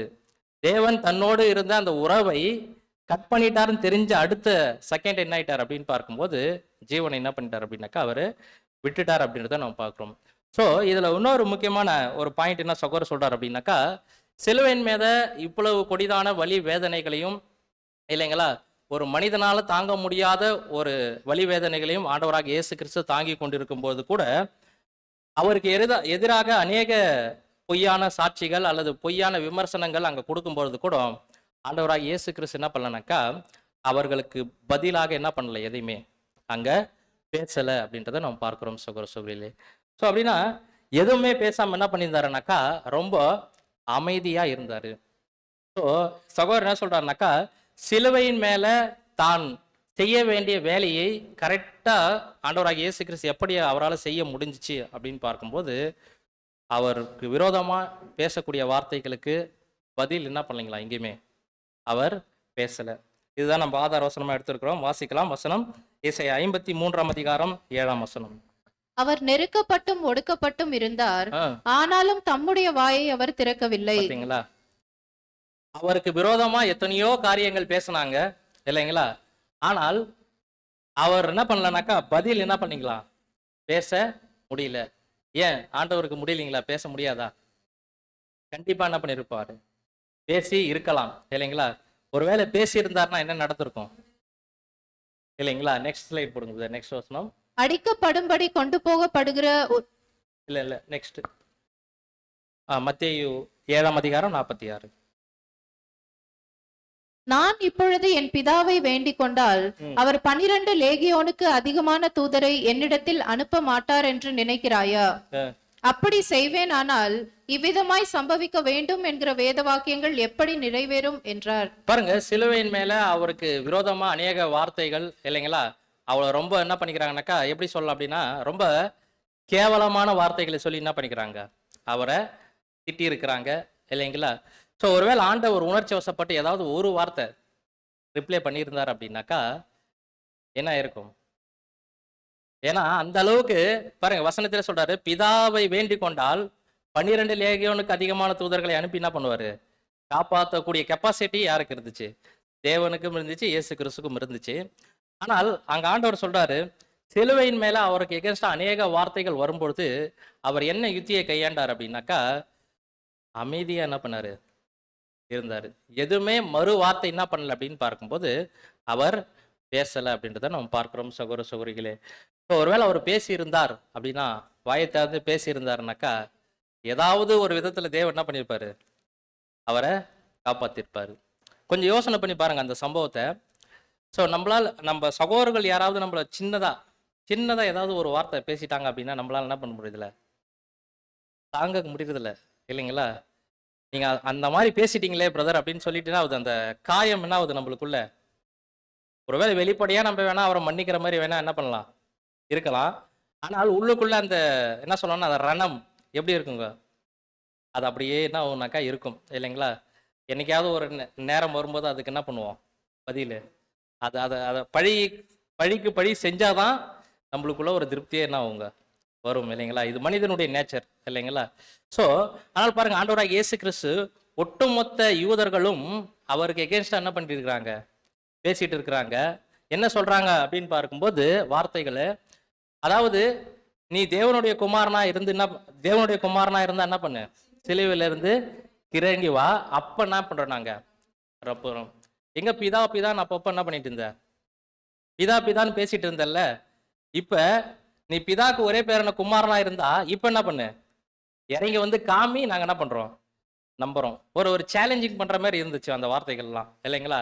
இன்னும் பாத்தீங்க அப்படின்னாக்கா, இதெல்லாம் பைபிள்ல நம்மளுக்கு கொஞ்சம் டீசெண்டா என்ன பண்ணிக்கிறாங்க, போட்டிருக்கிறாங்க. உண்மையாவே பாத்தீங்கன்னா அவரை கொச்சப்படுத்துற மாதிரி என்ன பண்ணிக்கிறாங்க, பேசி இருக்கிறாங்க இல்லைங்களா. நீ எல்லாம் ஒரு மனுஷனே இல்லை அப்படின்ற மாதிரி என்ன பண்ணிக்கிறாங்க, கொஞ்சம் கேவலமா என்ன பண்ணிக்கிறாங்க, அவரை பேசி டெம்ப்ட் பண்ணி இருக்கிறாங்க. ஆனால் ஆண்டவராகிய இயேசு கிறிஸ்து இந்த வார்த்தைகள் எல்லாம் அங்க வரும்பொழுது கூட என்ன பண்ணல அப்படின்னு பார்க்கும்போது, அவர் எப்படி இருந்தார் அப்படின்னு பார்க்கும்போது தன்னுடைய வாயை திறவாதுக இருந்தார் இல்லைங்களா. ஸோ இது ரொம்ப முக்கியமான ஒரு பாயிண்டா சகோதரர் நம்மளுக்கு கொடுக்குறாரு இல்லைங்களா. ஸோ இப்படியாக ஒரு என்ன சொல்லலாம் அப்படின்னு பார்க்கும்போது ஒரு கொடுமையான மரணத்தை நம்முடைய ஆண்டவராகிய இயேசு கிறிஸ்து கல்வாரியில் என்ன பண்ணாரு, நமக்காக அவர் அனுபவிச்சார். ஸோ அப்படின்னா இப்போ நம்ம பார்த்த பாயிண்ட்ல முக்கியமானது என்ன அப்படின்னு பார்க்கும்போது, அவருக்கு விரோதமா அநேக வார்த்தைகள் பேசும்பொழுது கூட அவர் திருப்பி பேசாமல் எப்படி இருந்தார் அப்படின்னு பார்க்கும்போது அமைதியாக இருந்தார் அப்படின்றத நம்ம பார்க்கிறோம். ஸோ இது நமக்கு மிக முக்கியமான பாடம். நமக்கு கூட இதே போன்ற அனுபவங்கள் என்ன ஆகுதுனாக்கா கிடைக்கும். அப்படி கிடைக்கும் போது நாமும் எப்படி இருக்கணும் அப்படின்னு பார்க்கும்போது அமைதியாக இருக்கணும் அப்படின்னு தான் சகோதரருடைய ஒரு விஷயமா இருக்கிறது. ஸோ இப்போ நம்மளுக்கு எந்த பார்ட் ஓவர் அப்படின்னாக்கா, கிரைஸ்ட் குரூசிஃபைட் முடிஞ்சிருச்சு. செகண்ட் பார்ட் என்னன்னாக்கா, குரூசிஃபைட் வித் கிரைஸ்ட், கிறிஸ்துவோடு நம்மளும் என்ன பண்ணப்படணும்?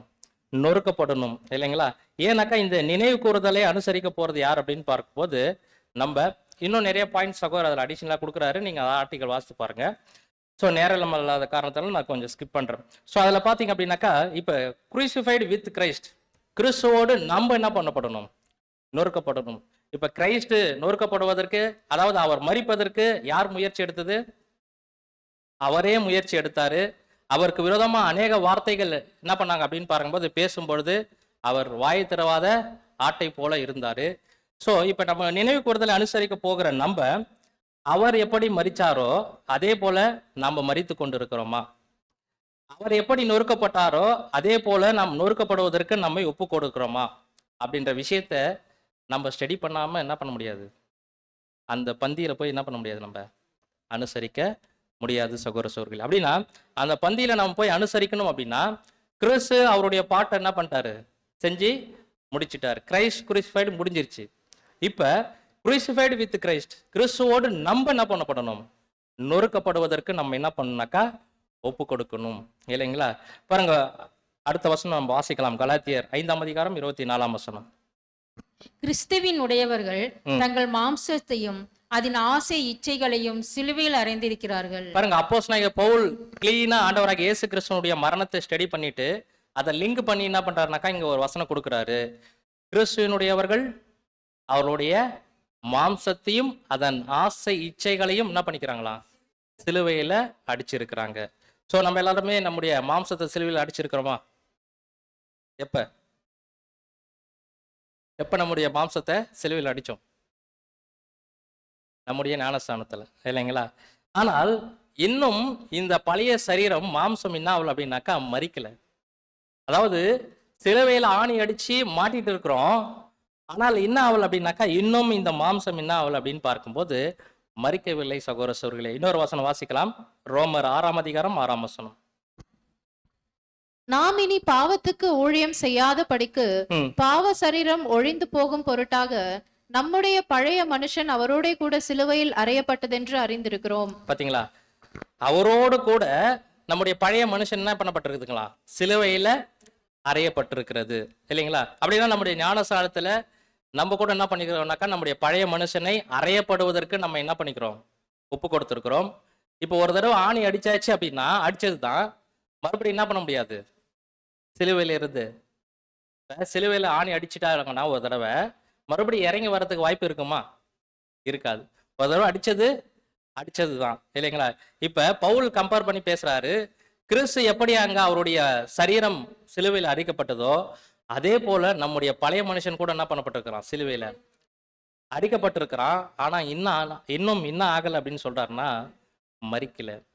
ஸோ இப்போ மரிக்கிறதற்கு அங்க யார் முயற்சி எடுத்தது அப்படின்னா ஆண்டவராகிய இயேசு கிறிஸ்து முயற்சி எடுத்ததுனால 5 நாள் விட்டு மரிக்க வேண்டியவர் 6 ஹவர்ல என்ன ஆயிட்டாரு? மரிச்சிட்டாரு.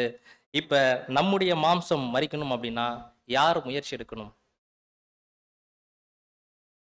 அப்படின்னா நம்ம தான் என்ன பண்ணணும்? முயற்சி எடுக்கணும். ஒருவேளை இந்த பூமிக்குரிய ஜீவியம் நம்மளுக்கு ஒரு 60-70 வருஷம் அப்படின்னாக்கா நம்ம முயற்சி எடுத்து சீக்கிரமா என்ன பண்ணணும்? ஒரு 40 என்ன பண்ணிடணும்? முடிப்பதற்கு யார் முயற்சி எடுக்கணும்? நம்ம தான் முயற்சி எடுக்கணும் இல்லைங்களா? அங்க ஆண்டவர் முயற்சி எடுத்தார். சீக்கிரமா அவருடைய பலியை நிறைவேற்றி தேவனிடத்துல போய் என்ன ஆகணும்? சேரணும் அப்படின்ற ஒரு முயற்சியை எடுத்து அவ்வளோ சீக்கிரத்துல மரிச்சாரு. இப்ப நம்ம கூட என்ன பண்ணணும்? நம்முடைய ஜீவன் போகணும் அப்படின்னா, ஜீவன் அப்படின்னா இந்த பூமியில வாழக்கூடிய அந்த ஜீவிய காலம் நம்மளுக்கு கம்மி ஆகணும் அப்படின்னா யார் முயற்சி எடுக்கணும் அப்படின்னா நம்ம. ஒரு சில அதாவது என்னன்னாக்கா தேவனோடு உடன்படிக்கை பண்ணின சகோதரிகளுக்குள்ள ஒரு சில தாட் எப்படி வந்துடும் அப்படின்னா, நம்ம ஏதோ இந்த பூமியில இன்னும் ஒரு 100-200 வருஷம் இருக்கிற மாதிரி என்ன பண்றது? நம்ம திங்கிங்லாம் எப்படி இருக்கும் அப்படின்னா ஆசையெல்லாம் இங்கேயே பர்மனண்டா இருக்கிற மாதிரி என்ன பண்ணணும்? சில விஷயங்களை யோசிப்போம். பிரதர், பசங்களுக்காக ஒரு சின்ன இடம், அவங்களுக்காக ஒரு சின்னதா ஒரு வீடு பிரதர் அப்படின்னு சொல்லுவோம். ஆனா என்ன பண்ணியிருப்போம்? பெருசா ஒரு வீடு கட்டியிருப்போம். அதாவது நம்முடைய மாம்சம் எதை தான் விரும்புது அப்படின்னாக்கா இங்கேயே இருக்கிறதுக்கு தான் என்ன பண்ணுது? அதிகமா விரும்புறது இந்த பலியை முடிச்சுட்டு தேவன்கிட்ட போய் சேர்றதுன்றது. அது இந்த மாம்சம் என்ன பண்ண மாட்டேங்குது? நம்மளோட கூட ஒத்துழைக்கவே மாட்டேங்குது. எதுக்கு தான் விருப்பம் அப்படின்னாக்கா, பூமியில இருக்கக்கூடிய கிரியைகளை செய்வதற்கு தான் அதிக விருப்பம் நம்மளுக்குள்ள இருக்குது சகோதரர்களே. ஆனால் நம்ம சிலுவையில் அடிக்கப்பட்டாச்சு, நம்முடைய மாம்சம். அதை மரிப்பதற்கு இயேசு கிறிஸ்து அங்க முயற்சி எடுத்தாரு. இங்க மரிப்பதற்கு யார் ஸ்டெப் எடுக்கணும் அப்படின்னா, நம்ம தான் எடுக்கணும். அப்படின்னா நம்மளே நம்முடைய ஜீவனை எடுத்துடலாமா அப்படின்னா இல்ல. தேவன் நம்முடைய ஜீவனை மரிப்பதற்கு வாய்ப்புகளை என்ன பண்ணுவாரு? ஏற்படுத்தி கொடுப்பாரு. அந்த வாய்ப்புகளுக்காக நம்ம என்ன பண்ணணும்னாக்கா காத்து இருக்கணும். பாருங்க, இயேசு கிறிஸ்து ஒவ்வொரு வருஷமும் என்ன பண்ணாரு? பஸ்காவை அனுச்சாரு சார். ஆனால் அந்த 33 வருஷத்துல தன்னுடைய ஜீவனை கொடுக்கணுன்ற விஷயம் எப்படி தெரிஞ்சிச்சு? தீர்க்க தரிசனங்கள் இருந்துச்சு. இருந்தாலும் பிதாவுடைய சித்தத்தை, அதுதான் டைம் அப்படின்றத என்ன பண்ணாரு? அவரு தெரிஞ்சுக்கினார். பாருங்க, அந்த மாதிரி நாமும் கூட நம்முடைய பழைய மனுஷன் மரிப்பதற்கு கரெக்டா தேவன் ஏற்ற தருணத்தை நம்மளுக்கு கொடுக்கும்போது அதை என்ன பண்ணணும்னாக்கா பயன்படுத்திக்கணும்.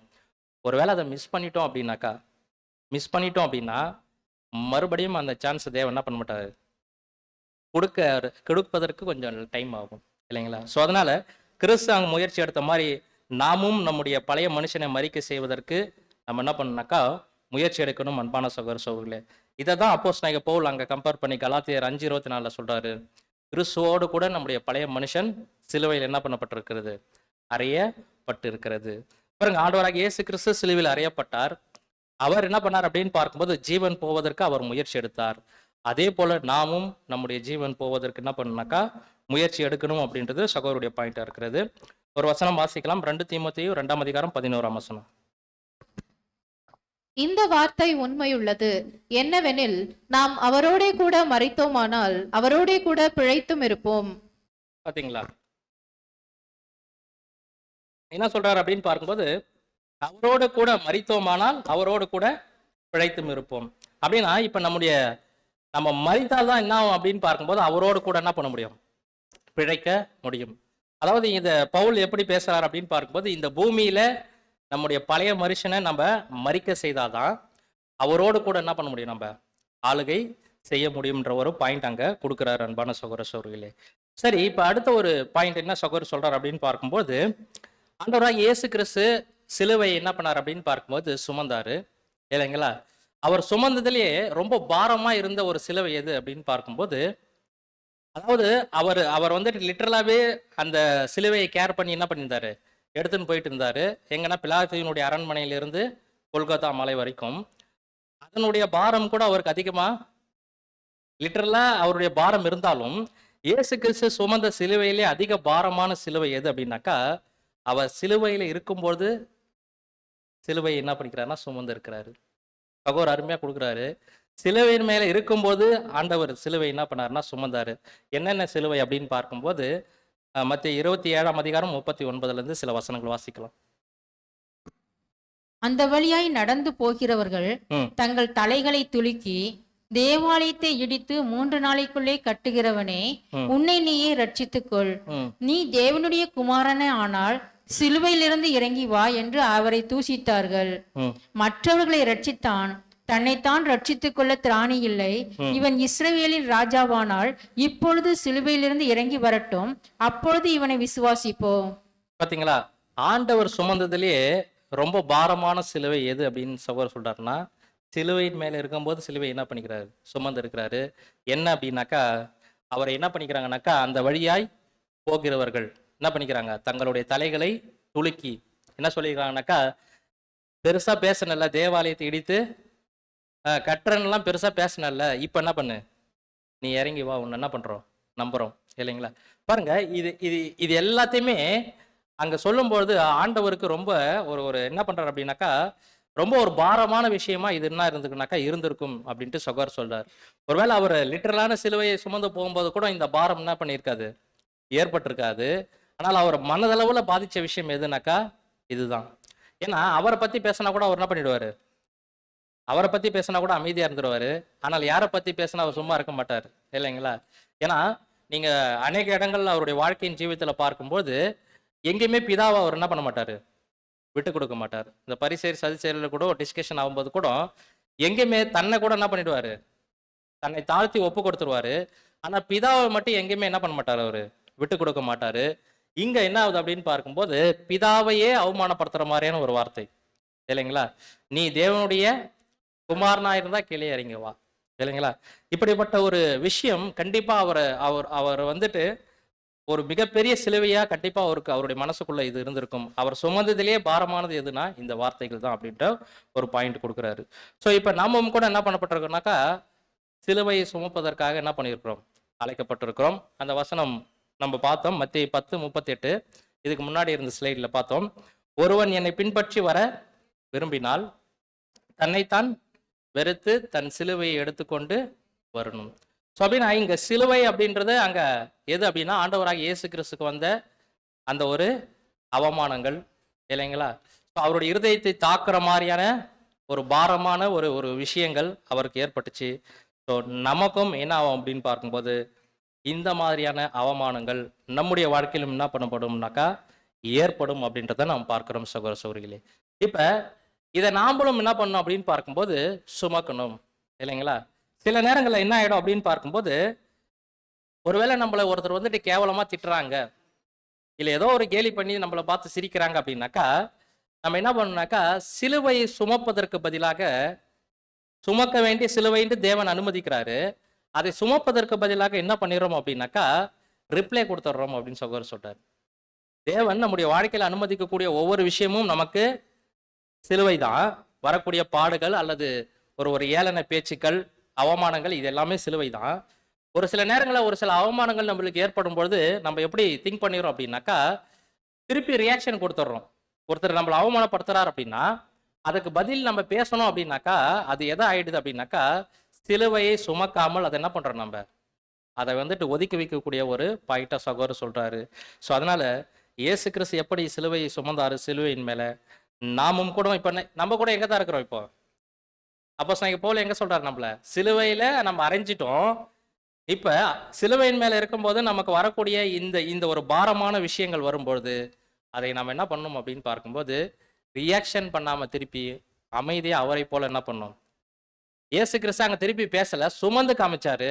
நாமும் கூட என்ன பண்ணணும், அவரை போலவே பதில் பேசாமல் அங்க என்ன பண்ணணும் அப்படின்னு பார்க்கும்போது சுமந்து காமிக்கணும் அப்படின்றத நம்ம பார்க்கிறோம். ஸோ நமக்கு வரக்கூடிய சிலுவைகள் எது எது அப்படின்னு பார்க்கும்போது நெக்ஸ்ட் ஸ்லைட்ல பார்க்கலாம். பாருங்க, இந்த வசனம் கூட நீங்க நோட் பண்ணி வச்சுக்கலாம். மத்தேயு 16:24 இதெல்லாம் ரொம்ப நம்ம ரெகுலரா பரிச்சயமான வசனங்கள். இதுல கூட பாத்தீங்கன்னாக்கா அவருடைய சீஷர்களா ஆகணும் அப்படின்னாக்கா நமக்கு எது தேவை அப்படின்னாக்கா சிலுவை தேவை. ஸோ நமக்கு வரக்கூடிய சிலுவைகள் எது எது அப்படின்னு பார்க்கும்போது பாருங்க, நமக்கு வரக்கூடிய சிலுவைகள் அடுத்த ஸ்லைடு முன்னாடி போயிடுச்சுன்னு நினைக்கிறேன். இல்ல ரிவர்ஸ் போ, பேக். ஸோ பாருங்க, நமக்கு வரக்கூடிய சிலுவை எது அப்படின்னு பார்க்கும்போது கிண்டல், அவமானம், பாடுகள். ஒருவேளை நம்ம கூட இருக்கக்கூடிய சகோதர சகோதரிகளே நம்மள என்ன பண்ணுவாங்க, தவறாக புரிந்து கொள்வாங்க. ஏளன பேச்சுக்கள் நமக்கு வரும். இது எல்லாமே யாருக்கு வந்துச்சு அப்படின்னு பார்க்கும்போது ஆண்டவராகிய இயேசு கிறிஸ்துவுக்கு வந்துச்சு இல்லைங்களா. பாருங்க, ஒருத்தர் நம்மளை வந்துட்டு அவமானப்படுத்துறாங்களா, அவமானமா பேசுறாங்களா, பதில் எதுவுமே என்ன பண்ணக்கூடாதுன்னா நம்ம ரியாக்ஷன் கொடுத்தோம் அப்படின்னா நம்ம சுமக்க வேண்டிய சிலுவை நம்ம என்ன பண்றோம்னாக்கா ரிஜெக்ட் பண்றோம். ஒருவேளை ரியாக்ஷன் பண்ணாம இது தேவன் எனக்கு அனுமதித்த சிலுவை அப்படின்னு சொல்லிட்டு யார் ஒருத்தர் புரிஞ்சுக்கின்னு அமைதியா இருக்கிறாங்களோ ஸோ கண்டிப்பா அவர்கள் சிலுவை என்ன பண்ணிட்டுக்கிறாங்க, சுமந்து கொண்டு இருக்கிறார்கள் அப்படின்றத நம்ம பார்க்கிறோம் சகோதர சகோதரிகளே. ஸோ இங்க சகோதரர் சொல்றாரு, உண்மையாமே கிறிஸ்துவுக்கு ஏற்பட்ட அதே காரியங்கள் யாருக்கு நடக்குது அப்படின்னு பார்க்கும்போது அவருடைய பின்னடியார்களுக்கு. பாருங்க, சிலுவையின் மேல இருக்கும்போது ஆண்டவருக்கு கிண்டல் நடந்துச்சுங்களா, அவமானப்படுத்தினாங்களா, பாடுகள் இருந்துச்சுங்களா, அவரை தப்பா அண்டர்ஸ்டாண்ட் பண்ணிக்கிறாங்களா அவருடைய சொந்த ஜனங்கள். அதே போல ஏளன பேச்சுகள் வந்துச்சுங்களா, அது நம்ம பார்த்த வசனத்துல சிலுவையில இருந்து கீழே இறங்கி வா, ஏளன பேச்சுக்கள். இது எல்லாமே அவரை போலவே அறையப்பட்டிருக்கிற நமக்கு உண்ணாவும் வரும். ஆனால் நம்மளுடைய மாம்சம் என்ன பண்றது அப்படின்னா அதை ஏற்றுக்கொள்வதற்கு மனசு வருதில்லை. சில நேரங்களில் நம்ம பார்ப்போம், யாராவது நம்மள ஒரு சின்னதா மனசு புண்படுத்துற மாதிரி பேசிட்டாங்க அப்படின்னா அடுத்த வாரமே என்ன பண்ண மாட்டோம், எங்க வரமாட்டோம், எக்லிஷாக்கு வரமாட்டோம், எந்த மீட்டிங் என்ன பண்ண மாட்டோம், அட்டன் பண்ண மாட்டோம். இதனால யாருக்கு லாஸ், தேவனுக்கு லாஸ். எப்படி நினைப்பாங்கன்னா தேவனுக்கு தண்டனை கொடுக்குற மாதிரி என்ன பண்ணுவோம், நம்மளுக்குள்ள ரியாக்ஷன் கொண்டு வருவோம்.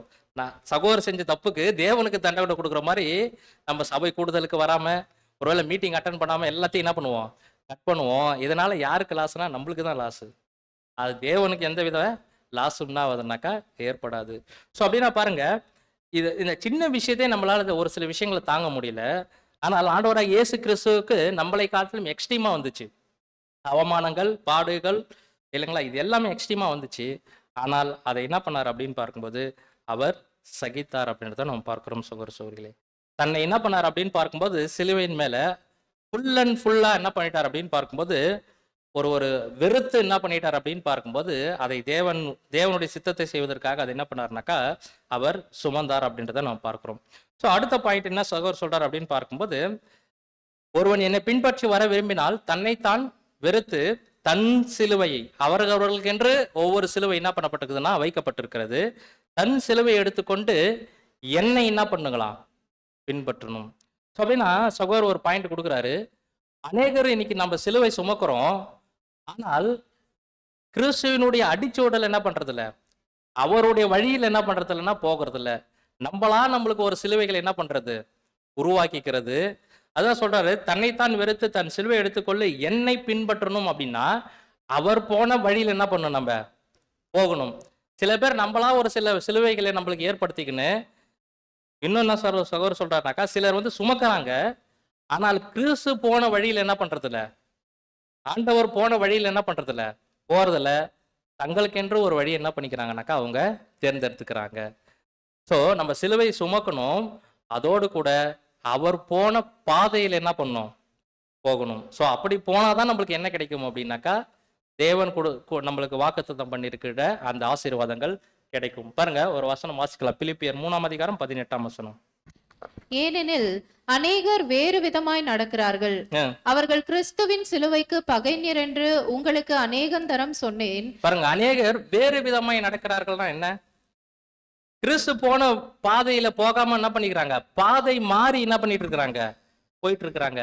நம்ம கூட சில நேரங்கள்ல எப்படி இருப்போம்னாக்கா, நான் நல்லா சிலுவை என்ன பண்ணிட்டுக்கிறேன், கான்பிடென்ட் நம்மளுக்குள்ள வரும், சிலுவையை சுமந்துட்டு இருக்கிறேன், கரெக்டாக தான் என்ன பண்ணிட்டு இருக்கிறேன், எனக்கு எவ்வளோ பாடுகள் வருது தெரியுங்களா, எவ்வளோ கஷ்டங்கள் வருது தெரியுங்களா, எவ்வளோ அவமானங்கள் வருது தெரியுமா அப்படின்னு என்ன பண்றோம்னாக்கா நம்மளுக்குள்ள திங்க் பண்றோம், சுமக்கிறோம். ஆனா என்ன பண்றது இல்ல, எங்க போறதில்ல அப்படின்னா கிறிஸ்து போன பாதையில் என்ன பண்றது இல்லை, நம்ம போறதில்ல. வழி தவறி வேறு விதமாய் நம்ம என்ன பண்றோம். இந்த வசனத்துல வேற மீனிங் கூட இருக்குது. இந்த சப்ஜெக்டுக்கு நம்ம எடுத்த பாயிண்ட் என்னன்னா, வேறு விதமாய் போறதுன்னா என்னன்னாக்கா பாதை மாறி என்ன பண்றதுனாக்கா நம்ம போறது சகோதர சகோதரிகளே. ஸோ அப்படின்னா இப்போ பாருங்க, பாடத்தில் நம்ம பார்த்த விஷயம் என்னன்னா, கிறிஸ்து எப்படி தன்னுடைய மாம்சத்தை அங்க சிலுவையில் அடிச்சாரோ நாமும் அடிச்சிருக்கிறோம். அவர் எப்படி மரிக்க செய்தாரோ, அவர் முயற்சி எடுத்து தன்னுடைய ஜீவன் ஆயிடுச்சு போனச்சு. நாமளும் முயற்சி எடுத்து நம்முடைய ஜீவனை போவதற்கான முயற்சி என்ன பண்ணாக்கா எடுக்கணும். இயேசு கிறிஸ்து சிலுவை என்ன பண்ணார்னா, சிலுவையில் இருக்கும்போது சிலுவை சுமந்தார் இல்லைங்களா. நாமும் சிலுவையில் அறையப்பட்டுட்டோம். இப்போ என்ன பண்ணணும்னாக்கா சிலுவை என்ன பண்ணணும், நம்ம சுமக்கணும் சகோதர சகோதரிகளே. ஸோ இந்த சுமந்து கொண்டு அவர் போன பாதையில் என்ன பண்ணணும், போகணும். வேறு பாதையை நம்மளா ஒன்று உருவாக்கிட்டு நம்ம போயிடக்கூடாது. அவர் போன பாதையில் என்ன பண்ணணும்னாக்கா நம்ம போகணும் அப்படின்றத நம்ம பார்க்கிறோம் சகோதர சகோதரிகளே. ஸோ அடுத்ததாக பார்க்கும்போது நெக்ஸ்ட் வசனம் வாசிக்கலாம். 1 கொரிந்தியர் 15:30-31. நாங்களும் ஏன் எந்நேரமும் நாச மோசத்திற்கு ஏதுவாய் இருக்கிறோம். நான் அனுதினமும் சாகிறேன். அதை நம்முடைய கர்த்தராகிய கிறிஸ்து இயேசுவினால் உங்களை குறித்து நான் பாராட்டுகிற மேன்மையை கொண்டு சத்தியமாய் சொல்லுகிறேன். பாத்தீங்களா, அனுதினமும் நான் சாகிறேன், எந்நேரமும் நாங்கள் நாச மோசத்திற்கு. யார் சொன்னது? அப்போஸ்தலனாகிய பவுல். நீங்க பாத்தீங்க அப்படின்னா, ஆண்டவராகிய இயேசு கிறிஸ்துவினுடைய சிலுவை மரணத்தை பத்தி பைபிள்ல அதிகமா ஸ்டடி பண்ணது யார் அப்படின்னாக்கா அப்போஸ்தலனாகிய பவுல் தான். அதிகமா என்ன பண்ணியிருப்பாருன்னா, எதை இம்ப்ரெஸ் பண்ணி எழுதியிருப்பார் அப்படின்னு பார்க்கும்போது அவருடைய சிலுவை மரணத்தை பற்றி அதிகமா என்ன பண்ணுவார்னாக்கா பேசியிருப்பாரு. அவர் சொல்றாரு, இப்ப நாங்க அனுதினமும் நான் என்ன பண்றேன், சாகிறேன் அப்படின்னு. அனுதினமும் எப்படி அவர் செத்துட்டு இருந்தாரு, இந்த வசனத்தை எப்படி புரிஞ்சுக்கலாம், எப்படி அனுதினமும் எப்படி அவர் செத்துட்டு இருந்தாரு அப்படின்னா, அவருக்கு வரக்கூடிய நஷ்டங்கள், பாடுகள் இல்லைங்களா, அநேக இழப்புகள், இதன் மூலமாக மாம்சத்திற்கு வந்த அநேக அவமானங்கள் இல்லைங்களா, இதன் மூலமாக கொஞ்சம் கொஞ்சமா அவருடைய சரீரத்துல அவருடைய ஜீவன் என்ன ஆயிடுச்சுனாக்கா போயிடுச்சு இல்லைங்களா? ஸோ இப்போ நமக்கும் என்ன ஆகும் அப்படின்னு பார்க்கும்போது, நாமும் இந்த வசனத்தின்படி தான் நம்மளும் இப்போ வாழ்ந்துட்டு இருக்கிறோம்.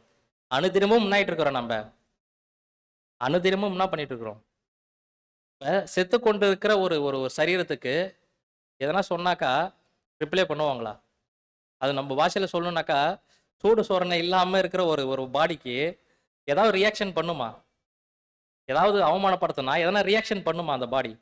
அப்படின்னா பண்ணக்கூடாது. ஸோ அந்த கண்டிஷனில் தான் நம்ம எப்படி இருக்கிறோம் அப்படின்னாக்கா, அறையப்பட்ட அந்த நிலைமையில் இருக்கிறோம். ஸோ அநேக நேரங்களில் நம்ம தவறி என்ன ஆயிடுறோம் அப்படின்னாக்கா, நம்ம மாம்சத்தில் ரியாக்ஷன் கொடுத்தோம் அப்படின்னா, நம்ம இன்னும் என்ன ஆகலைன்னா நம்முடைய பழைய மனுஷனை மரிப்பதற்கு நம்ம ஒப்பு கொடுக்கவில்லை, அன்பான சகோதர சகோதரிகளே. ஸோ இன்னொரு வசனம் கூட வாசிக்கலாம். அடுத்தது 1 கொரிந்தியர் 1ஆம் அதிகாரம் 23ஆம் வசனம். நாங்களோ சிலுவையில் அறையப்பட்ட கிறிஸ்துவை பிரசங்கிக்கிறோம். அவர் யூதருக்கு இடரலாயும் கிரேக்கருக்கு பைத்தியமாயும் இருக்கிறார். இயேசு கிறிஸ்துவை சிலுவையில் அறையப்பட்ட அவரையே அன்றி வேறொன்றையும் உங்களுக்குள்ளே அறியாதிருக்க தீர்மானித்திருக்கிறேன். ஸோ இந்த வசன பகுதியில் பவுல் எதை வந்துட்டு ஃபோக்கஸ் பண்ணி காமிக்கிறார் நம்மளுக்கு அப்படின்னா, இயேசு கிறிஸ்துனுடைய முழு வாழ்க்கையை நீங்கள் ஸ்டடி பண்ணுறதை காட்டிலும் எதை முக்கியமாக ஸ்டடி பண்ணுங்க, எதை ஸ்டடி பண்ணுங்கன்னு சொல்றாருன்னா, கிறிஸ்து இயேசுவை சிலுவையில் அறையப்பட்ட அவரை அன்றி வேறொன்றையும் அறிய உங்களுக்குள்ளே தீர்மானித்திருக்கிறேன். அப்படின்னா என்ன சொல்றாரு அப்படின்னாக்கா, அவருடைய முழு வாழ்க்கையை நீங்க ஃபோக்கஸ் பண்றதை காட்டிலும் ஒரு புது சிருஷ்டிக்கு எது முக்கியமா இருக்குது அப்படின்னாக்கா, கடைசியில அவர் சிலுவையில அவருக்கு ஏற்பட்ட அனுபவங்களை எடுத்து நம்மளுடைய வாழ்க்கையில அப்ளை பண்ணும் பொழுது கண்டிப்பா அது நம்மளை எங்க கொண்டு போகும் அப்படின்னாக்கா, அந்த மகிமைக்குள்ள நம்மளை கொண்டு போகும். அப்படின்னா அவருடைய வாழ்க்கை நம்மளுக்கு தேவை இல்லையா? கண்டிப்பா தேவை.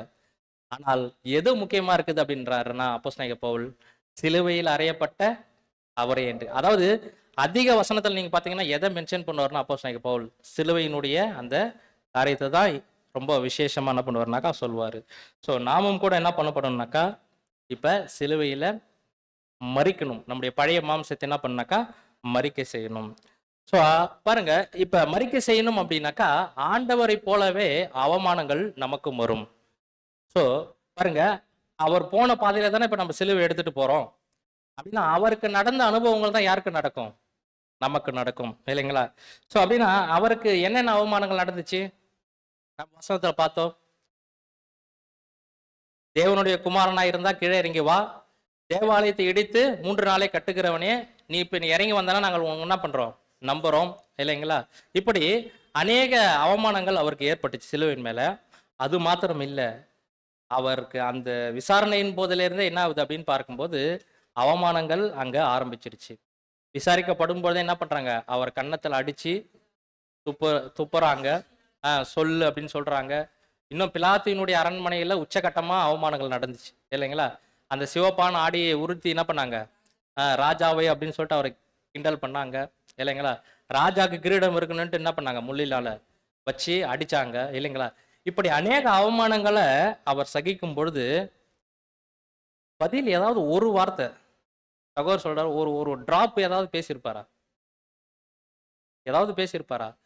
ஆனால் பேச வேண்டிய இடத்துல என்ன பண்ணாரு, பிலாத்து கேட்கிறாரு, ராஜாவான்னு கேட்கும்போது பேசினாரு, மற்ற இடத்துல எங்கேயும் என்ன பண்ணல, பேசல. அப்படின்னா ஒரு புது சிருஷ்டி கூட எங்க நியாயமான விஷயங்கள் பேசணுமோ அங்க என்ன பண்ணணும், பேசணும். அதுக்காக நியாயம் நடக்கும்போது அதை நம்ம அமைதியா தாங்கிட்டாலும் அது என்ன ஆயிடும், ஒரு நியாயம் வந்துட்டு அங்க ஒரு நியாயமான விஷயம் நடக்குது, அதை வந்துட்டு ஒருவேளை ஒருத்தர் அநியாயம்னு சொல்லும்போது அதுக்காக என்ன பண்ணணும், நம்ம பேசணும்.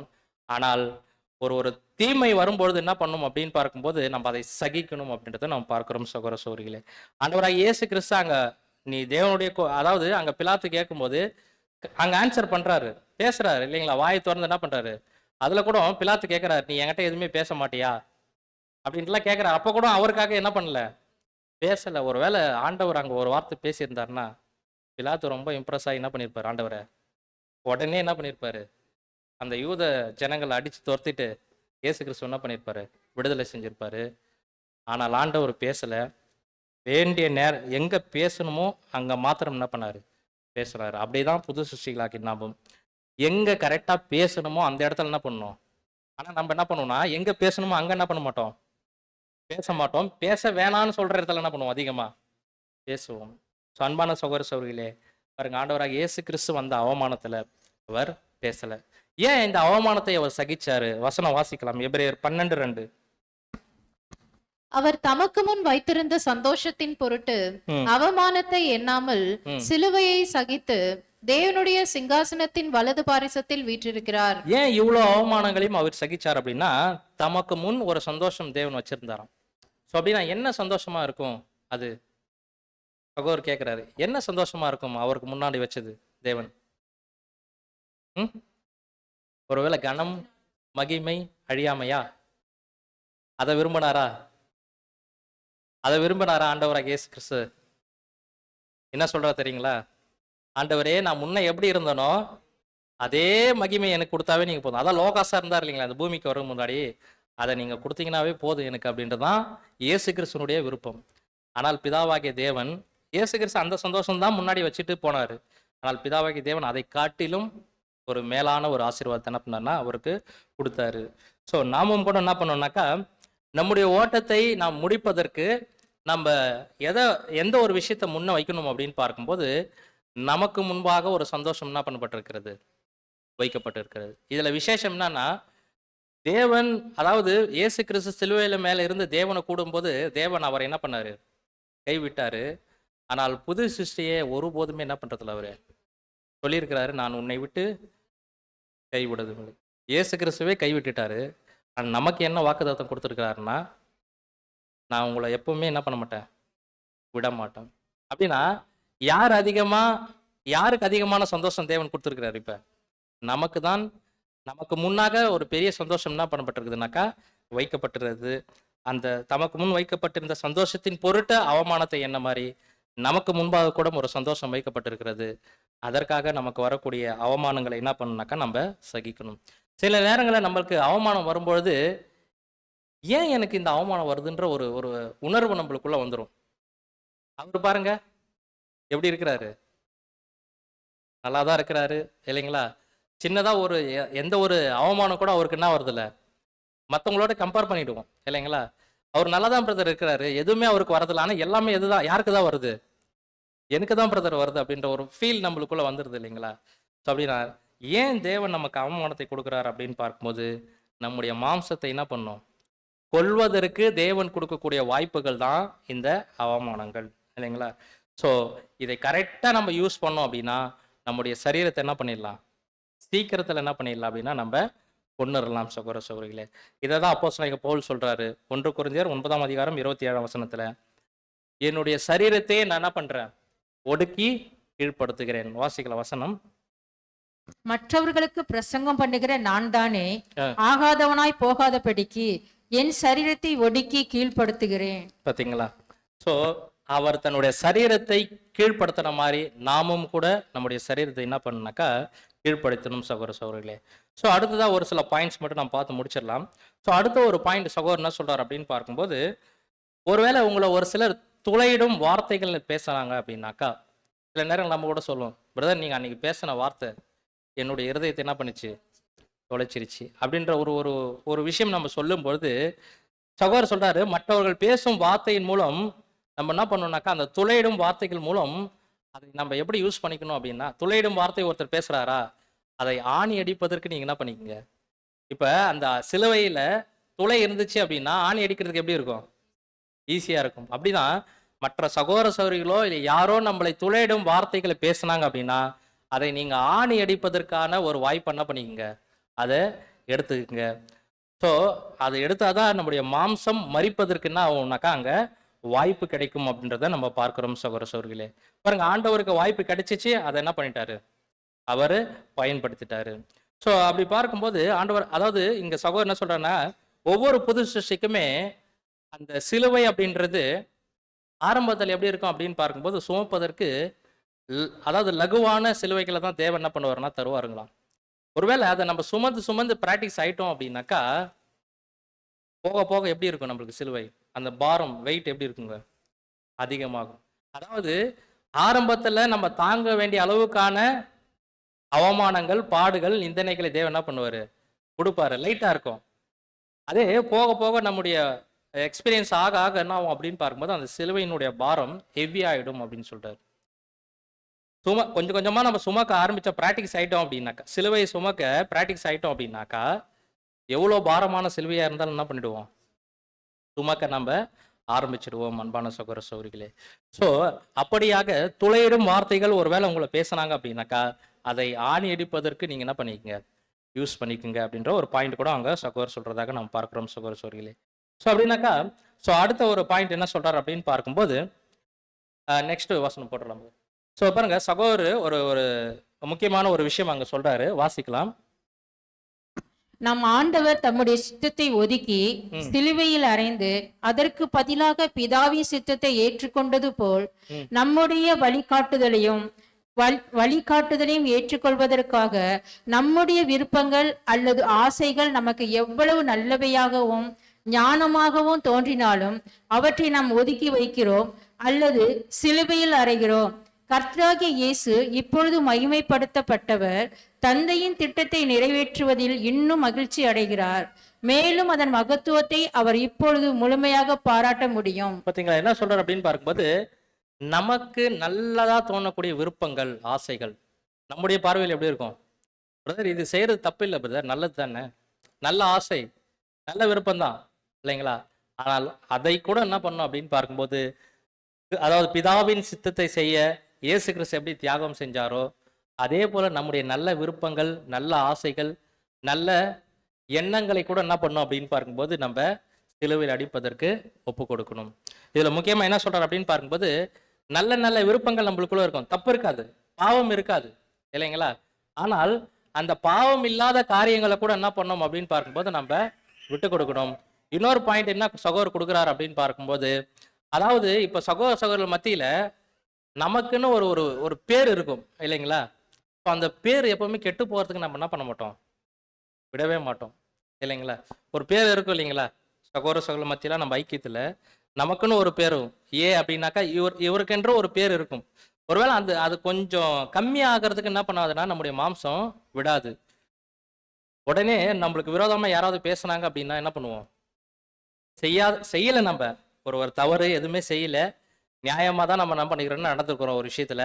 ஆனால் சகோதரர்கள் தவறா புரிஞ்சுக்கிட்டு என்ன பண்றாங்க, நமக்கு விரோதமா பேசுறாங்க அப்படின்னாக்கா, ஸோ அதை நம்மளால என்ன பண்ண முடியுதுல, அதை தாங்குவதற்கு நம்முடைய இருதயம் என்ன பண்றதில்ல, ஒத்து போறதில்ல. உடனே நம்மளுக்குள்ள அப்படியே அந்த மாம்சம் என்ன ஆகும்னாக்கா வரும் இல்லைங்களா? பிரதர் நான் எதுவுமே செய்யலை பிரதர், ஆனா கூட என் மேல என்ன பண்றாங்க சொல்றாங்க பிரதர், எப்படி பிரதர் நான் இது விட்டு கொடுக்கறது அப்படின்ற ஒரு எண்ணம் நம்மளுக்குள்ள அந்த ஒரு சூழ்நிலை உருவாக்குவார் தேவன். ஆனால் அங்கே சகோதரர் சொல்றாரு, நமக்கு நியாயமான காரியங்கள், நியாயமான விருப்பங்கள், நியாயமான ஆசைகள் இருக்கும், அதை கூட என்ன பண்ணுங்க, நீங்க தேவ சித்தம் செய்வதற்கு அதை விட்டு கொடுங்க அப்படின்னு சகோதரர் சொல்றாரு இல்லைங்களா? பாருங்க, ஆண்டவராக இயேசு கிறிஸ்து அங்க நியாயமான வார்த்தைகளை பேசியிருக்கலாம் இல்லைங்களா? தன்னை நிரூபிச்சு காண்பிப்பதற்கான வாய்ப்புகள் ஆண்டவராக இயேசு கிறிஸ்துக்கு அதிகமா இருந்துச்சு. அங்க விசாரணை நடத்தப்படும் போது பொய் சாட்சிகளை எத்தனை வந்து என்ன பண்றாங்கன்னாக்கா அங்க ஆண்டவருக்கு விரோதமா சொல்ல வைக்கிறாங்க. ஒருவேளை இயேசு கிறிஸ்து வாயை திறந்து அதை நிரூபிச்சு காமிச்சிட்டு இருந்தாருன்னா, இவங்க சொல்றதெல்லாம் பொய் அப்படின்றத ஏன் அவரால் முடிஞ்சிருக்காதா? முடிஞ்சிருக்கும் இல்லைங்களா? ஆனால் பாருங்க, அங்க என்ன பண்றாரு அப்படின்னு பார்க்கும்போது தன்னுடைய நியாயமான உரிமையை கூட என்ன பண்றாருன்னா விட்டு கொடுக்குறாரு. இன்னும் ஒரு பாயிண்ட் கொடுக்குறாரு, ஒரு புது சிருஷ்டி தன்னுடைய உரிமைக்காக என்ன பண்ணக்கூடாதான், எப்பொழுதுமே போராடக்கூடாது. தன்னுடைய உரிமைக்காக ஒரு புது சிருஷ்டி எப்பவுமே போராடவே கூடாதுங்களா? ஒருவேளை தப்பா புரிஞ்சுக்கிறாங்களா, புரிஞ்சுக்கிட்டோம், தேவன் ஏற்ற காலம் வரும்போது அவங்களுக்கு என்ன பண்ணுவாரு, விளங்க செய்வாரு. நம்மளை பத்தி ஒரு சகோதரர் ஒரு சகோதரியை தப்பா புரிஞ்சுக்கிறாங்களா, புரிஞ்சுக்கிட்டோம், விடுங்க, அதை பத்தி நம்ம ஃபீல் பண்ண தேவையில்ல. தேவன் ஒரு ஏற்ற காலம் வரும்போது என்ன பண்ணுவாரு, அவங்களுக்கு அதை புரிய வைப்பாரு. நம்ம செய்ய வேண்டியது என்னன்னாக்கா, நம்முடைய நியாயமான ஆசைகள், உரிமைகள் கூட என்ன பண்ணும், நம்முடைய மாம்சத்துக்காக ஒருபொழுதும் என்ன பண்ணக்கூடாதுன்னா நம்ம போராடவே கூடாது அப்படின்றது தான் சகோதரருடைய ஒரு பாயிண்ட்ஸா இருக்குது சகோதர சகோதரிகளே. ஸோ அப்படின்னா இப்ப கடைசியா ஒரு வசனம் பார்க்கலாம். கலாத்தியர் 2ஆம் அதிகாரம் 20ஆம் வசனம் வாசிக்கலாம். கிறிஸ்துவுடனே கூட சிலுவையில் அறையப்பட்டேன், ஆயினும் பிழைத்திருக்கிறேன். இனி நான் அல்ல, கிறிஸ்துவே எனக்குள் பிழைத்திருக்கிறார். பாத்தீங்களா? நான் இப்பொழுது மாம்சத்தில் பிழைத்திருக்கிறதோ என்னில் அன்பு கூர்ந்து எனக்காக தம்மை தாமே ஒப்பு கொடுத்த தேவனுடைய குமாரனை பற்றும் விசுவாசத்தினாலே பிழைத்திருக்கிறேன். பாத்தீங்களா என்ன சொல்றாருனாக்கா, கிறிஸ்துவனே கூட சிலுவையில் அறையப்பட்டாச்சு. ஆயினும் அப்படின்ட்டு சொல்ற பிழைத்திருக்கிறேன். அப்படின்னா நம்முடைய சரீரத்தை நம்ம அடிச்சிட்டோம், ஆனால் அதை இன்னும் மரிக்க செய்யாமல் இருக்கிறோம். இனி நான் அல்ல. பாத்தீங்களா, அந்த வசனத்தை எப்படி எழுதுறா பாருங்க. இனி நான் அல்ல அப்படின்னா யாருடைய சித்தம் தான் செய்யணும்? தேவ சித்தம் தான் செய்யணும். கிறிஸ்துவே எனக்குள் என்ன பண்ணிக்கிறாரு? பிழைத்திருக்கு. அப்படின்னா இப்ப நம்ம ஜீவனோடு இருக்கிறது யார் மூலமாக அப்படின்னு பார்க்கும்போது கிறிஸ்து மூலமாக. இப்பொழுது மாம்சத்தில் பிழைத்திருக்கிறதோ என்னில் அன்பு கூர்ந்து எனக்காக தம்மை தாமே ஒப்பு கொடுத்த தேவனுடைய குமாரனை பற்றும் விசுவாசத்தினாலே என்ன பண்ணிக்கிறேன்? நான் பிழைத்திருக்கிறேன். அப்படின்னா இந்த சப்ஜெக்டுடைய கன்க்ளூடா சகோதரர் என்ன சொல்றாரு அப்படின்னு பார்க்கும்போது நாம எல்லாருமே என்ன பண்ணப்பட்டிருக்கிறோம்னா கிறிஸ்துவோடு கூட லிங்க் பண்றாரு பாருங்க. வெறும் சிலுவைன்ற வார்த்தையை மட்டும் பயன்படுத்தல. யாரோடு கூட அப்படின்னாக்கா கிறிஸ்துவோடு கூட அப்படின்னாக்கா அவரை போலவே ஒத்த ஒரு மரணம் இல்லைங்களா? அவர் எப்படி சிலுவையில் அறையப்பட்டாரோ அதே போல நாமும் என்ன பண்ணப்படணும்? அறையப்படணும். அறையப்பட்டுட்டோம் நம்ம ஞானஸ்தானத்துல. அதை மரிக்க செய்வதற்கு இயேசு கிறிஸ்து என்ன யுத்தியை கையாண்டாரோ அதே யுத்தியை நாம் என்ன பண்ணணும்? கையாளணும். அதில் நம்ம பார்த்த பாயிண்ட் என்னன்னு அப்படின்னு பார்க்கும்போது இயேசு கிறிஸ்து எப்படி சிலுவையை அங்கே அறையப்பட்டாரோ அதே போல் நாமும் அறையப்பட்டிருக்கிறோம். அவர் எப்படி சிலுவை சுமந்தாரோ அதே போல் நாமளும் என்ன பண்ணணும்? சுமக்கணும். அதே நேரத்தில் அவருடைய ஜீவன் போவதற்கு அவர் முயற்சி எடுத்த மாதிரி நம்மளும் என்ன பண்ணணும்? முயற்சி எடுக்கணும். சிலுவையை சுமக்க என்ன பண்ணணும்? விரும்பணும். சுமந்தார் இல்லைங்களா? சிலுவையின் மேலே இருக்கும்பொழுது என்ன பண்ணாரு? அவர் சிலுவையை சுமந்தாரு. அடுத்தது சில பேர் சிலுவையை சுமக்கிறோம், ஆனால் அவருடைய வழியில் என்ன பண்றதெல்லாம் போறதில்ல, வேறு விதமா என்ன பண்ணிடுறோம்? போயிடுறோம். ஸோ அடுத்ததான் நம்ம பார்க்கும்போது இப்படியாக சிலுவை சுமக்கும் போது நமக்குள்ள அநேக அவமானங்கள் இல்லைங்களா, அநேக ஏளன பேச்சுக்கள் இல்லைங்களா, அநேக கிண்டல்கள் இல்லைங்களா, நம்ம கூட இருக்கக்கூடிய சகோதரர்களே நம்மளை தவறா புரிந்து கொள்ளக்கூடிய சூழ்நிலைகளை தேவன் என்ன பண்றாருன்னா நமக்காக உருவாக்குறாரு. இது எல்லாமே எதற்காக அப்படின்னு பார்க்கும்போது நம்முடைய மாம்சத்தை என்ன பண்ணணும்? கொல்லணும் இல்லைங்களா? ஸோ அப்படி நம்ம இந்த பூமியில மாம்சத்தை கொன்று நம்ம எங்க போய் சேரணும் அப்படின்னு பார்க்கும்போது இந்த மாம்சம் மரிக்கல அப்படின்னா தேவன் வைத்திருக்கிற அந்த நித்திய ஜீவனுக்குள்ள என்ன பண்ண முடியாது? நம்ம போக முடியாது. ஸோ அப்படின்னா இந்த மெமோரியல் சீசன்ல முக்கியமா நம்ம எதை கவனிக்க வேண்டியதா இருக்குது அப்படின்னாக்கா, நான் என்னை மரிப்பதற்கு ஒப்பு கொடுத்திருக்கிறேனா கிறிஸ்துவை போலவே. ஏன்னா பவுல் சொல்லிட்டார், கிறிஸ்துவுடனே கூட நீங்க என்ன பண்ணிக்கிறீங்க? அறையப்பட்டிருக்கிறீங்க. அதனால கிறிஸ்துவை போல எனக்கு வரக்கூடிய அந்த அவமானங்கள் இல்லைங்களா, ஸோ அந்த ஒரு பாடுகள், நிந்தனைகள், கிண்டல் பேச்சுக்கள், இதன் மூலமாக கிறிஸ்து எப்படி பதில் பேசல இல்லைங்களா? அவர் யூஸ் பண்ண யுத்தி என்னன்னாக்கா, வாயை திறக்காத ஆட்டை போல இருந்து அதை மேற்கொண்டாரு. நாமும் கூட என்ன பண்ணணும் அப்படின்னு பார்க்கும்போது வாயை திறக்க கூடாது, என்ன அவமானப்படுத்தினாலும் சரி. ஆனா ஒரு சில நேரங்கள் நம்ம மாம்சம் என்ன பண்ணாது? அது விடாது. ஏன் அப்படின்னாக்கா நம்மள எதை வேணாலும் நம்ம தாங்கிடுவோம். நம்மள ஒரு சின்னதா ஒரு அவமானம் அப்படின்ற ஒரு விஷயம் வரும்போது அது என்ன பண்ணாதுனாக்கா விடாது, துடிக்கும் மாம்சம். நீங்க அனுபவத்துல பாருங்க, துடிக்கும். அப்படி பேசிடுவோம். சில நேரங்கள் உணர்ச்சி வசப்பட்டு கத்திடுவோம் இல்லைங்களா? ஆனால் ஆண்டவராக இயேசு கிறிஸ்து அந்த மான உணர்ச்சிகள் அவருக்குள்ள என்ன ஆகல, வரல. தன்னை எப்படி ஆக்கிட்டார் அப்படின்னு பார்க்கும்போது நம்ம வாசிக்கிற வசனத்துல கற்பாறையை போல் என்ன பண்ணாராம்? ஆக்கிட்டாரு. தன்னுடைய மனசை கற்பாறையை போல் என்ன பண்ணிட்டாருன்னா மாத்திட்டார். எதற்காக அப்படின்னு பார்க்கும்போது ரியாக்ஷனே கொடுக்கல சிலுவை மேல இருக்கும்போது. ஸோ நாமும் கூட இப்ப சிலுவையில் அறையப்பட்டிருக்கிறோம். பதில் இவ்வளோ காரியங்கள் நம்மளுக்கு ஏற்படும் போது எந்த ரியாக்ஷன் கொடுக்காம இயேசு கிறிஸ்து கையாண்ட அந்த யுத்தியை நம்ம கையாண்டு நம்முடைய மாம்சத்தை மரிக்க செஞ்சு தேவனோடு போய் சேர்வதற்காக தான் இந்த மெமோரியல் சீசன். அப்படின்னா இந்த மெமோரியலில் நம்ம அப்பம், திராட்சை ரசம் இல்லைங்களா, அதனுடைய ஆவிக்குரிய அர்த்தங்கள், அதிகமான விஷயங்கள்லாம் பார்க்குறோம்.